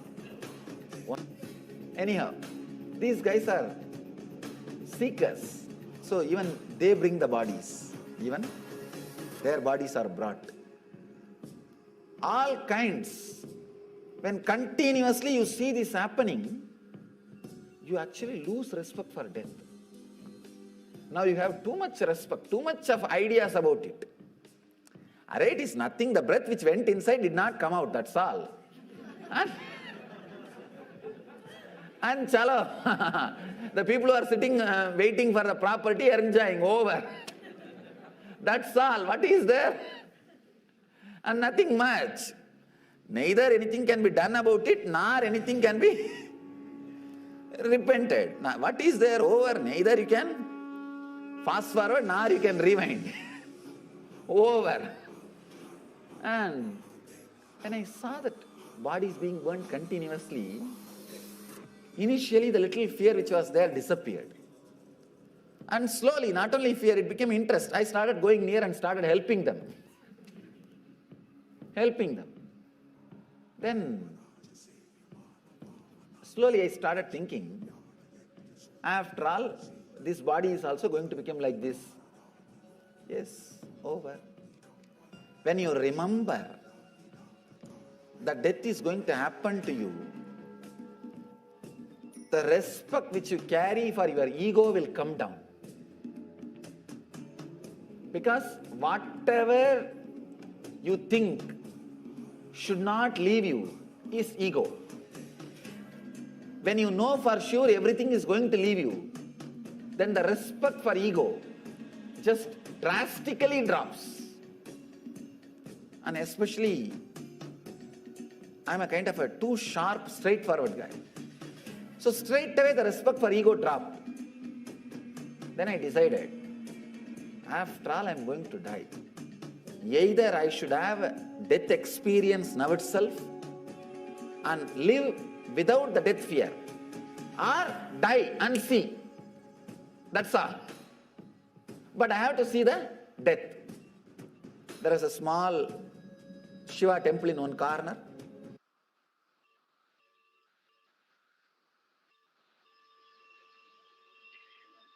As Swamiji has said, he decided that he had to experience that depth experience for himself. In the Manikarnika Ghat, there was a small Shiva temple and a small tower above that. So Swamiji decided that he would go there, and he sat in the tower so that nobody would disturb him. And he started seeing the dead bodies becoming burned. Swamiji still remembers the strong click, the deep understanding and instant realization that triggered the whole experience that was to follow. An elderly lady's body was being burned. She had a big belly, and her clothes were being consumed by the fire, and then the fat that was in that belly started melting and flowing. Even though it might seem gross and raw, this description, very clearly what Swamiji saw. When Swamiji was seeing that so raw happening in front of him, the strong click happened inside of him. God, yes, the very same thing is going to happen to this body also. That click opened up the fear of death inside of Swamiji. The fear spread all over the body. Swamiji says that in that moment, he faced the fear consciously. Swamiji could see very clearly that fear spreading all over the body. And when the fear hit his awareness, that became the experience of death. Swamiji went through a conscious experience of his own death and came out of it. Understand that for each and every one of us, when our fear is suppressed, it stays inside of us. Whenever the fear comes out and you are not consciously facing it, it becomes a fear stroke and shakes your whole nervous system, and it breaks it down. When the fear is faced consciously, it becomes a death experience. That's all. If you just escape the fear of death, when the death fear happens inside of you, you will experience the conscious death experience. There's 3 key points, key cognitions that we all have to take away from Swamiji's own death experience, which happened in Manikarnika Ghat years ago. 1, death plus unconsciousness becomes suppression of fears and perversion, more suffering. Death, fear plus unconsciousness, where you don't suppress but you don't face it either, is a fear stroke or a nervous breakdown. Then death plus the conscious awareness on that fear becomes the death experience. Today, as we know, during the Paramashivoham program and during the Inner Awakening programs, during the Nithyananda Spurna programs, since Swamiji has had this experience, he has already had that ability to transmit this experience, that very depth experience, to all of us, so that we can have that same breakthrough with a fraction of the amount of tapas, sacrifice, and intensity that Swamiji had to do in his practice. He made it extremely easy for us to have that same experience. During the Paramashivoham program, the conscious death experience is one of the fundamental parts where you literally evolve into a new person. If you would like to explore more about this, you can go to the paramashivoham.org and start by taking a 1-day course and explore for yourself what Paramashivoham can really do for you. As Swamiji, after he had this experience, he started continuing on in his journey, wandering throughout India, throughout all over the length and breadth of India. One of the key memories that he remembers in Omkareshwar. Swamiji says, there are moments of happiness or joy that happens when the mind stops. This may happen in just a few moments, but the impression and the relaxation from dropping the mind will be tremendous. It is that gap that makes an unforgettable memory. Swamiji describes there was one time before the enlightenment experience that Swamiji had in the year 2000, or on the 31st of December 1999. Swamiji says, I was walking from one city to another in India. On the way to a place called Omkareshwar, there's a thick jungle and a river flowing between two hillocks that are completely made of marble stone. Between the two hillocks, the sacred river Narmada flows. On the full moon night, I was just walking with a stick in my hand, swinging the stick and singing to myself. I was walking alongside the river. I was going down a small alley. When I reached its end, I looked up and saw a big cliff in front of me. I saw on both sides the two big hillocks shining in the full moon. Because it was the white marble, it was simply shining. The river was so beautiful, flowing with a mild murmur. Suddenly, I saw that the hillocks were bridged. There was a physical connection between them in the midair. I went a bit near and saw that the whole thing, that whole bridge was a honeycomb. The honeycomb was at least 400 feet long. This was one of the most beautiful experiences that Swamiji describes he had during his wandering days in India. In the Avatar Leela, 10 years after the enlightenment experience in Paulakundru in Tiruvannamalai, the Avataric mission was revealed to the Avatar on the banks of the sacred Narmada River, just outside the famous Jyotirlinga shrine of Shiva where Adi Shankara had his enlightenment experience. Near the forests of Omkareshwar in the Madhya Pradesh in central India, Narmada flows, the revered daughter of Paramashiva. The parikrama or the circumambulation of her from her source in the Amarkanket hill to the end point of the Arabian Sea in Gujarat is a distance about 2,600 kilometers and considered a very sacred pilgrimage. The Avatar stayed at Omkareshwar and in the surrounding jungles then populated by local tribes. He perceived the tribal population as one with no pain in their cognition, that mothers gave birth in the delivery huts with absolutely no midwife or helper.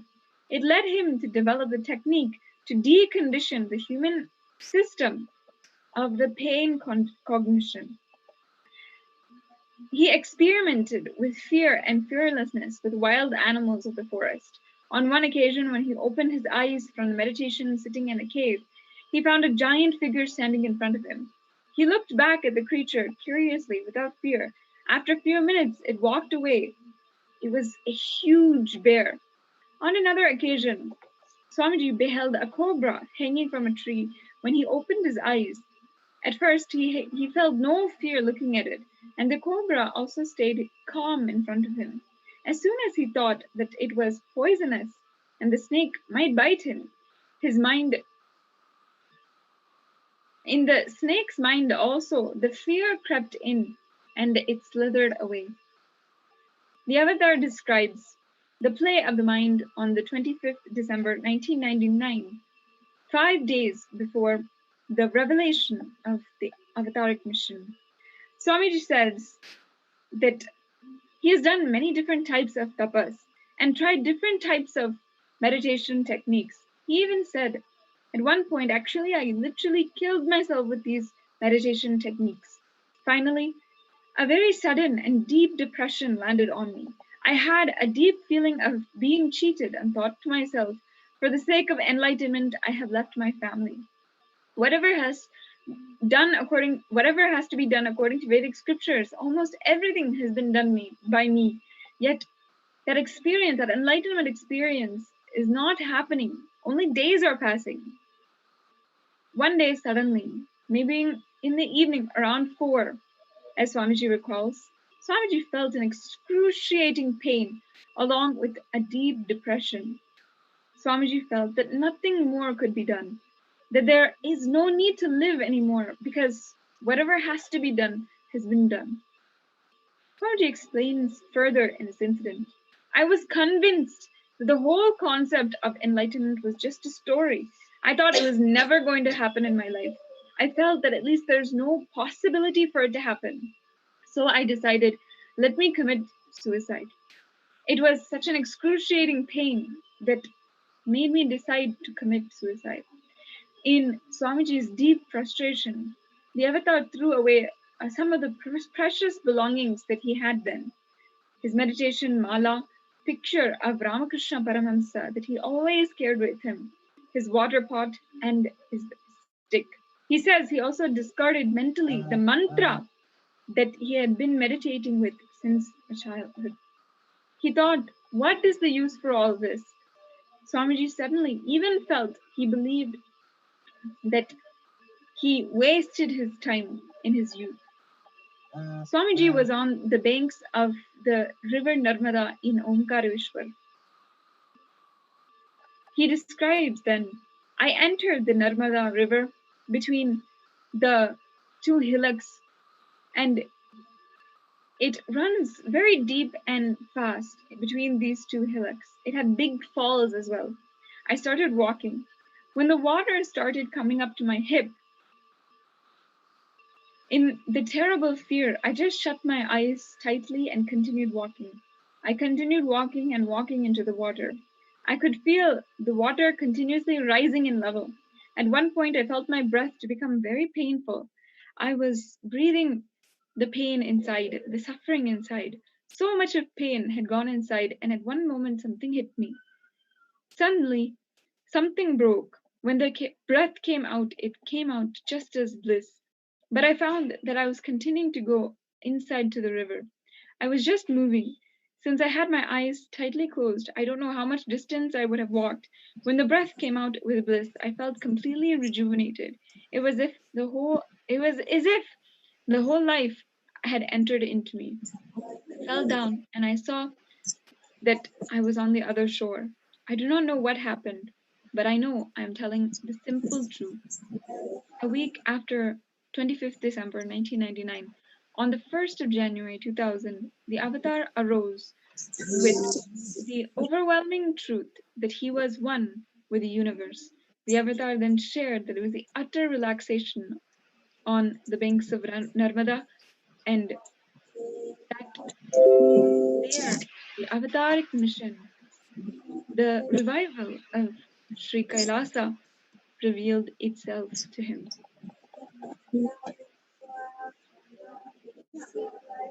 Today, we have the Bhava Samadhi Darshan of Lord Dakshinamurti.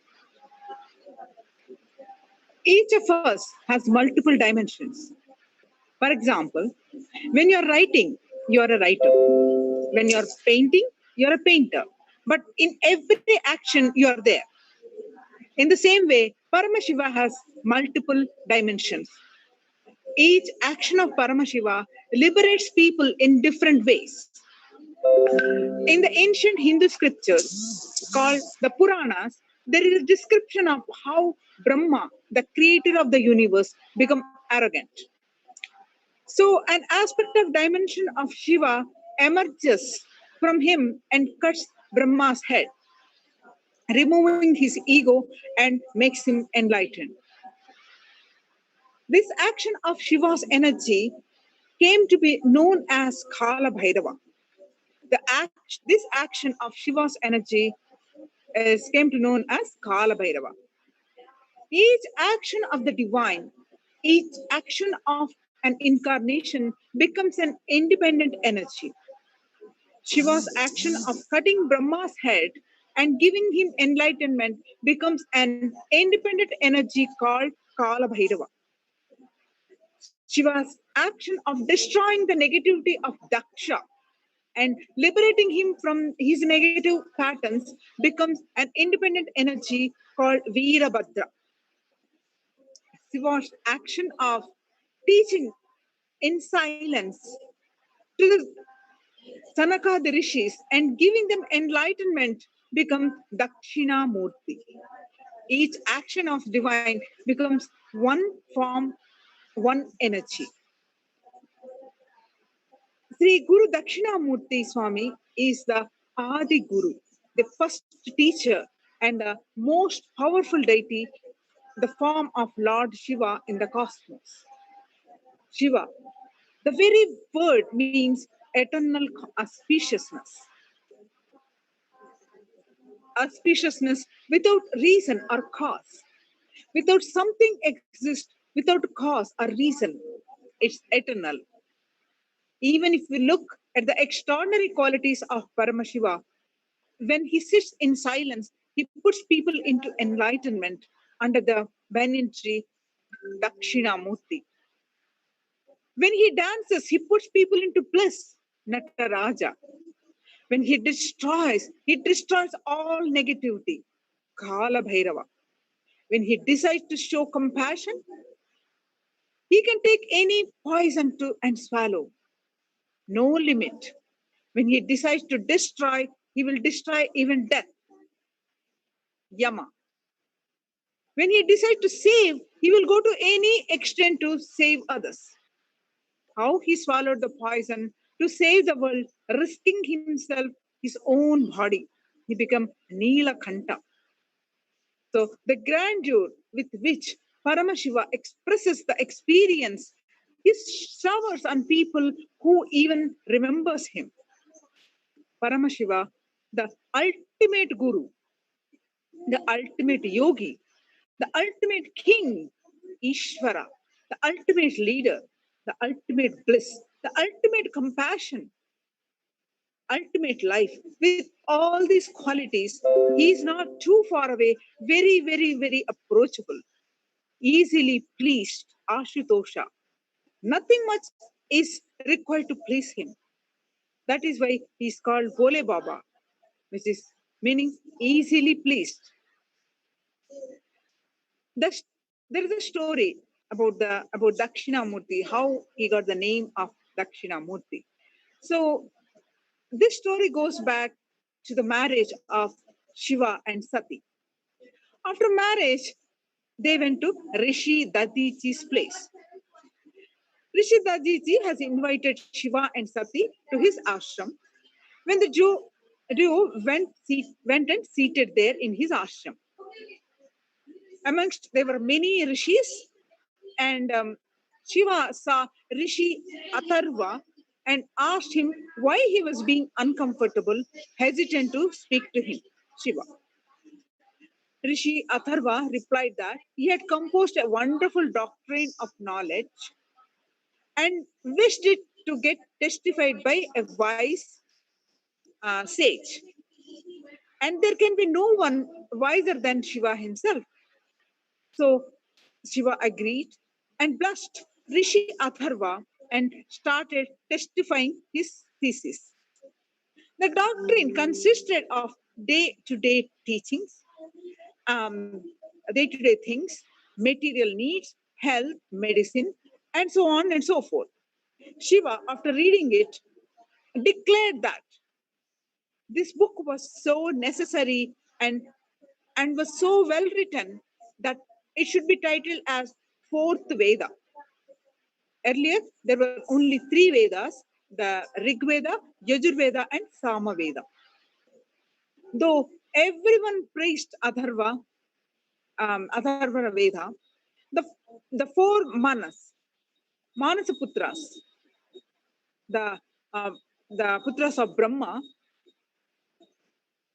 Brahma's mind-born sons. Manasaputras means Brahma's mind-born sons. Their names are Sanat, Sanatan, Sanandan, and Sanat Kumar. These four did not agree to the fact that Shiva, a hermit, had the authority to instantiate the fourth Veda amongst the ones created by their own father. They went to Prajapati Daksha, the father of Sati, who asked them to have a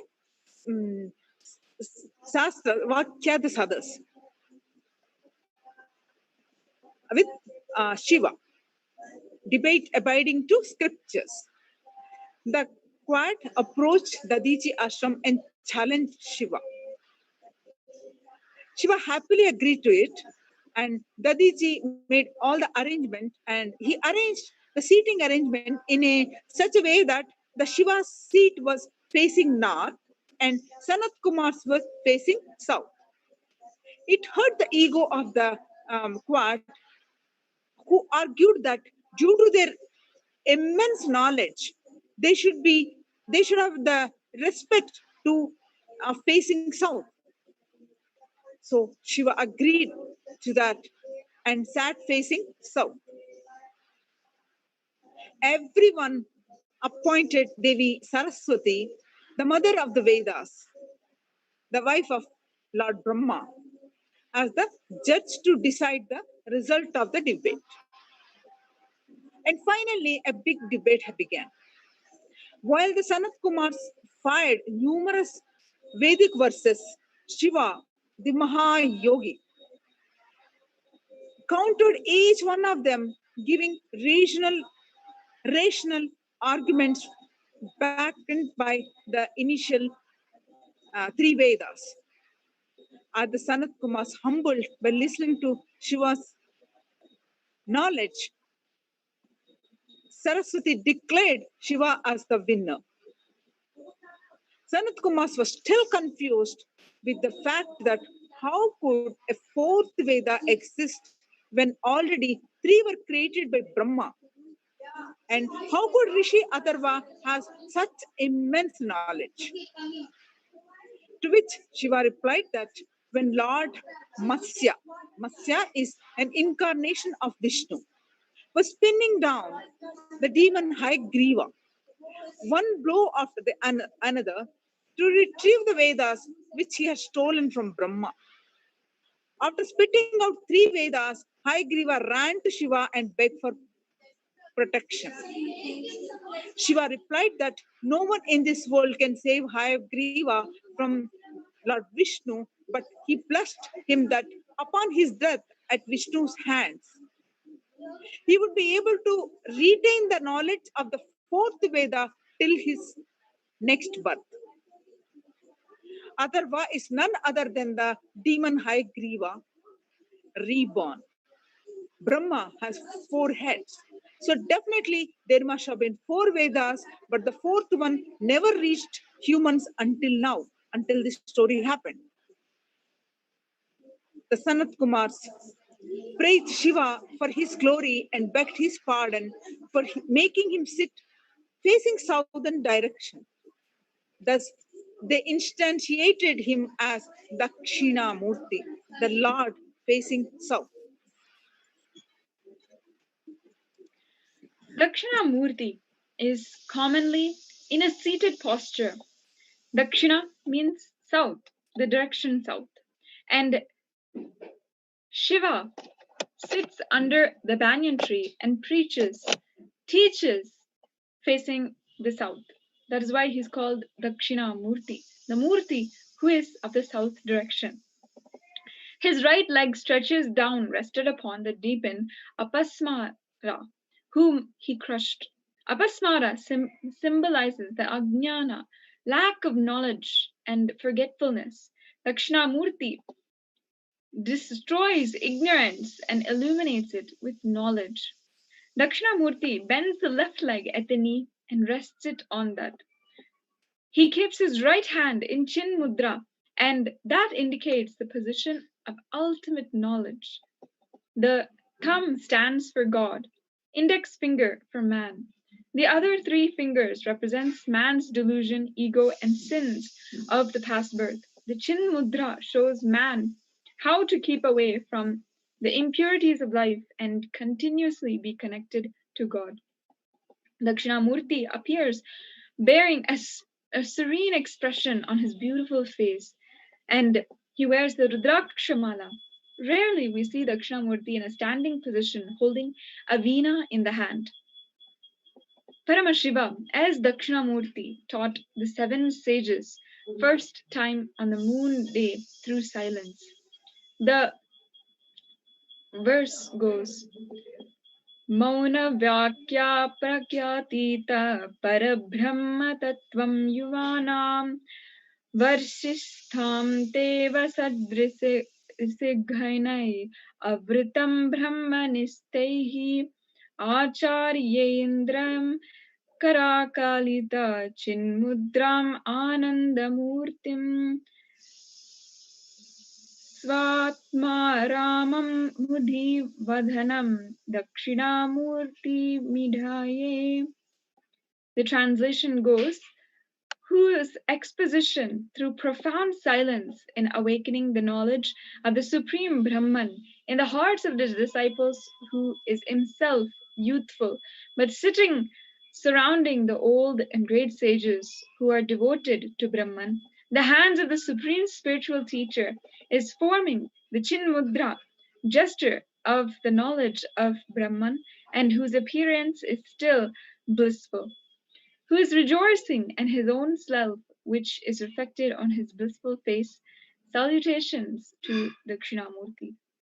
Adi Shankaracharya thus described Dakshinamurti in his eloquent words. He says the teacher is youthful, but the sages are old sages. Silence is the medium that Shiva, as Dakshinamurti, awakened Brahma Jnana, the ultimate knowledge, in his disciples. Dakshinamurti sits still and blissful, and the sages are looking up at his face. He is rejoicing in himself, and the bliss is reflecting off of his face. Dakshinamurti sits on the deer skin, facing southward, direction indicating his power and victory over Kala. The story of the great saint Dakshinamurti, Swamigal, a Paramahamsa, always lived a life of freedom and very highly evolved enlightened being from the southern part of India. He used to sit in the forest of a banyan tree, and in his presence, it was so intense and powerful that one could literally touch and see God. Let's now watch and understand that story of Dakshinamurti killing 10,000 elephants, taking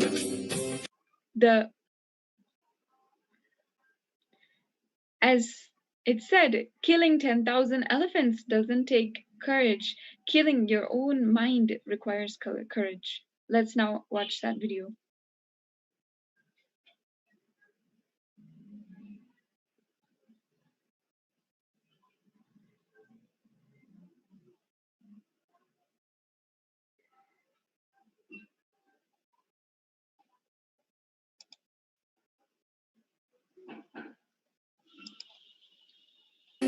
कृपापूर्णं जगत्पतिं हरिषड्वर्गजेतारं नित्यानन्दगुरुं भजे स्वभावचिन्मयानन्द.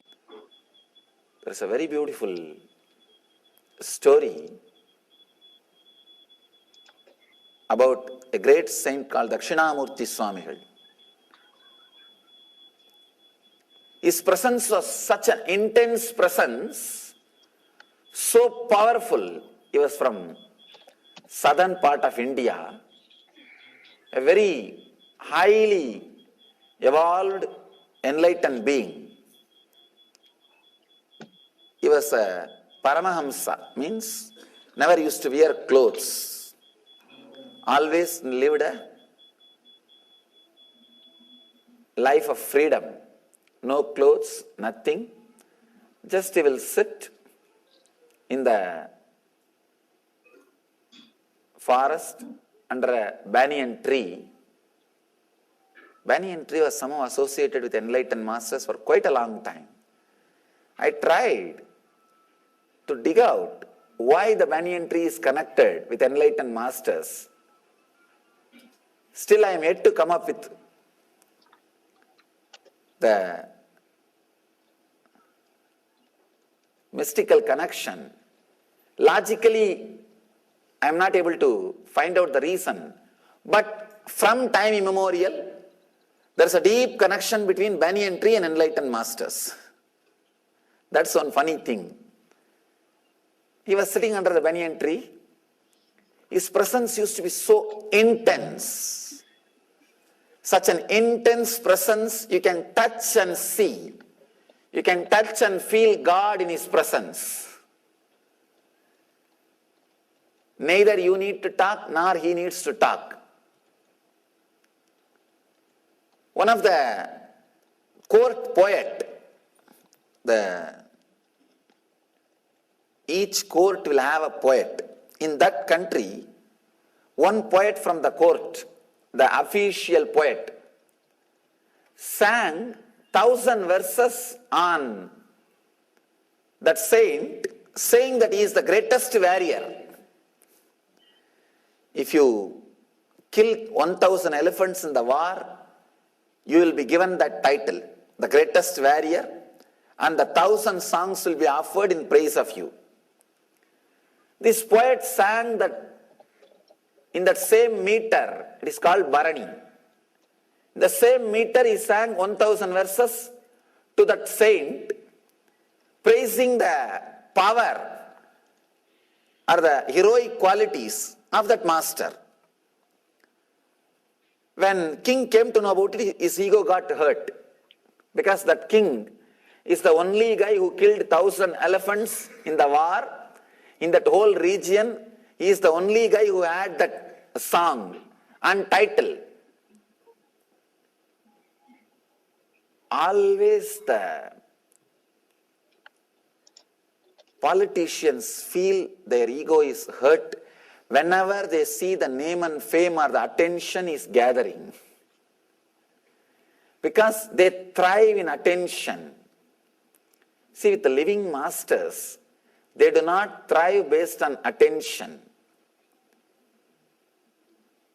If none of you are here, I'll be doing the same job, what I am doing now, without moving my mouth. That's all. When I was sitting in my room, I am doing the same job of radiating the presence. Understand? My job is not done by the words which I am uttering. It is done by the presence. You may ask why I am uttering more words. Just to make you silent. If I am not talking, you will be talking. You will not receive. You will not be imbibing the subtle, mild work which I am doing. Masters thrive by their very presence. People thrive by the master's attention towards them. But with political leaders, politicians, they thrive by the attention given to them. It is number game. He was hurt, very deeply hurt. He called that poet and said, justify your decision of singing the same meter, same 1,000 songs about that beggar, naked beggar, who is sitting under the banyan tree. You sang 1,000 verses on him, singing his glory and his heroism. Justify, otherwise your head will be cut. Because that is the only key with which the kings are ruling the country. The poet said, I don't have any reason or justification. You can kill me, I have no problem. Because I achieved what can be achieved by the human mind and the human body. This body and mind, what maximum peak it can experience, it has experienced already by His presence. In His presence, I have experienced the peak which I can have through this body mind. So now there is no use by this body mind. If you want, you can separate them. You can destroy them. I have no problem. But I can tell you one thing. Because I ate your food, I wanted to tell one word. If you have time or little patience, try going and sitting in His presence only once. That's all I am saying. Nothing else. This guy this king, fortunately, even though he was caught by ego, he heard many stories about enlightened beings in the earlier times, in the young age. That is one great thing in India. One great thing in India. Sometimes you may have a mood swing. You may have ego, arrogance, depression. But always, you know, corner of your mind, heart, the existence of enlightened beings is true. An existence of higher conscious state is true. If you work, you can have it. That trust will be there in all Indians who lived inside the villages or the area where the tradition is alive. Because from the young age, you will see hundreds of sadhus, the wandering mendicants, and you will hear hundreds of stories. You cannot escape or move away from the living spiritual tradition. Every street will have at least 2-3 temples. One beauty with the Vedic temples is they are not just educating organization, they are energy centers. They are energy centers. When you go and come back, you have some experience added to your being. Not just words, no. It is not just the pulpit from where a preacher or a priest or a Swami can speak. He just speaks, no. It is an energy center. When you go in and come out, you carry something inside yourself. Something is added to you. Something is added to you.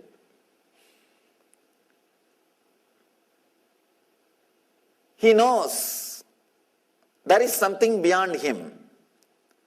So he decides, all right, let me give a chance before killing this poor guy. After all, it's a 1-hour journey. He goes there. Now the story takes a new turn. It's such a beautiful, intense description. The king goes with his whole paraphernalia. Means ministers, the citizens, the leading citizens, all of them go there. There was such an intense, vibrating silence. Not only he, the enlightened being, was silent, even the tree was celebrating that silence. The tree was standing on the silence. It was rooted in silence. Its movements were celebrating the silence. The moment king entered the banyan tree's shadow, something happened in him. He goes near. He came with the idea of straight away shouting or questioning. But suddenly, understand, when you observe intense silence in master's body language, whether you want it or not, it will penetrate your inner space. People ask me many times, in India, 30,000-40,000 people sit and listen for 5-6 hours the public discourses and darshans, satsangs. At least it will be 3 hours. If there is some question answer or darshan, it will go more than that.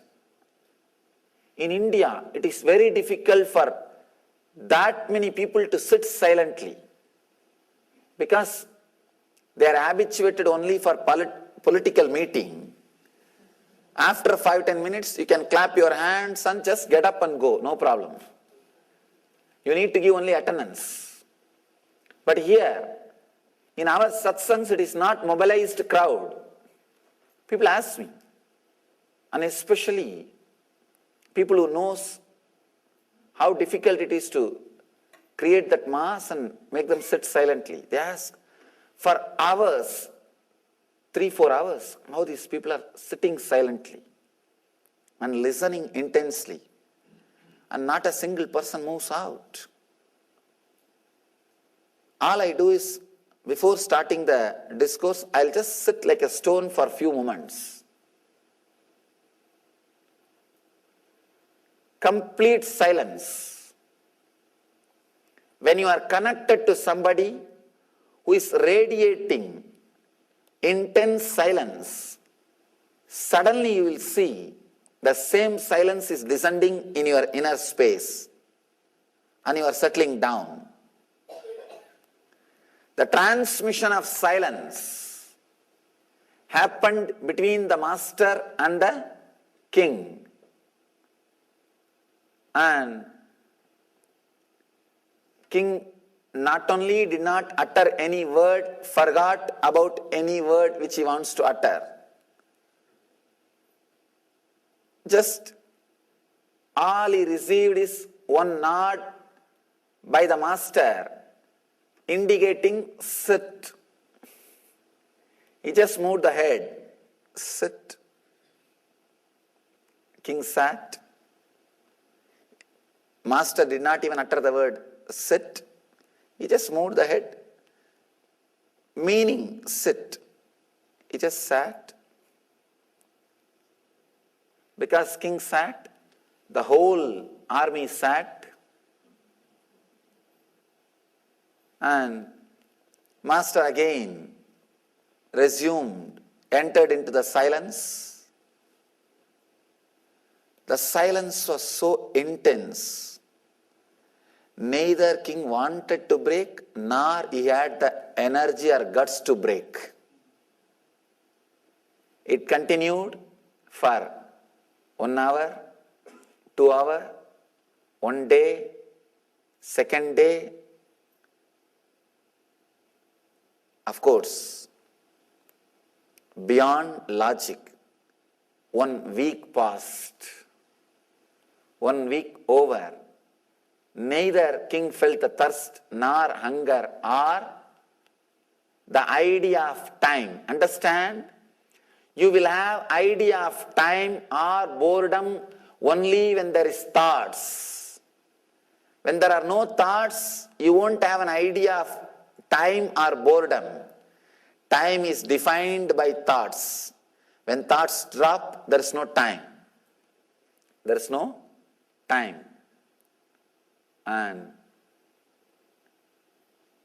story says, after 1 week, master was so compassionate. He just moves his eyes, looks into the poet, his disciple, in a very jovial way. I think kingdom needs king back. To take care of the kingdom, he has to be there. He smiles. Suddenly, all of them come back to the normal mind or mood. They realized 1 week passed. There was no thought, no communication, no food, no water, no sleep, deep fulfillment, physically, mentally, and spiritually. Understand? If this is just a story, it would have been recorded. Because it happened, the king built a beautiful, huge temple again under this same banyan tree. We have a temple and a mutt near a place called Tiruvarur. It's called Dakshinamurti Swamigal Mutt. It is created by that king. Understand? Kings will not do anything unless it is their strong experience. It was such a strong experience. King turns and tells that poet, "Thank you for guiding me to him. Now all I wanted to tell you is 1,000 songs is too less for him. 1,000 is too less for him. Please add some more. Please add some more. Let you sing. I'll see that it is engraved in stone all over this temple. The whole thing is engraved on stone by that king all over the temple. That power, that intensity, that energy. Of course, the king was fortunate to have that experience. He was also intense to have that experience. When you are intense, even in the outer world, if you are intense, suddenly you will see you don't need too many words from master. Few words are enough. It leads to the experience.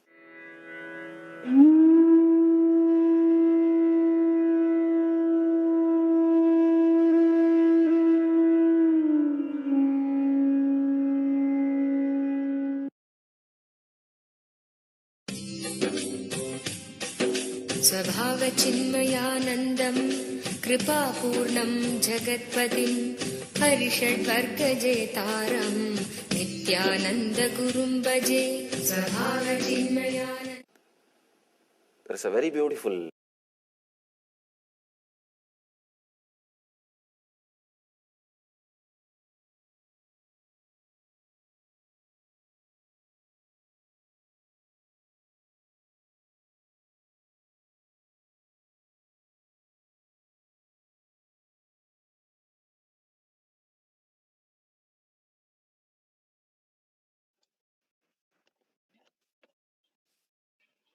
With this, it is now come time for us to prepare ourselves for the darshan of Paramashiva and the divine revelations from the incarnation of Paramashiva himself, our beloved Swamiji.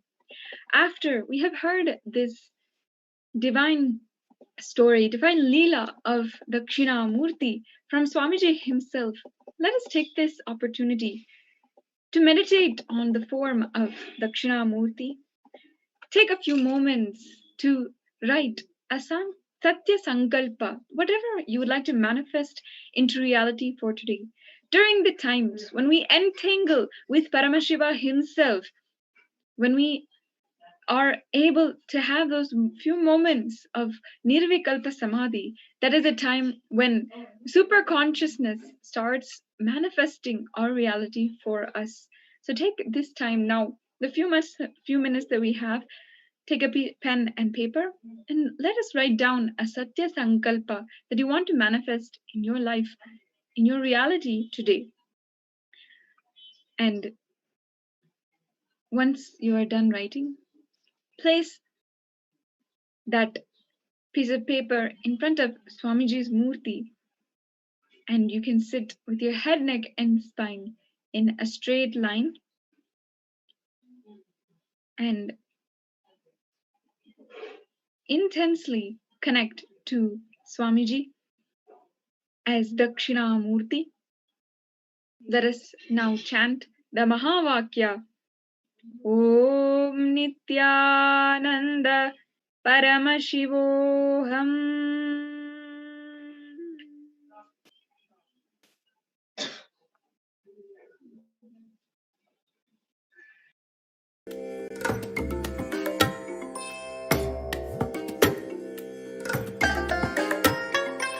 I bless you all.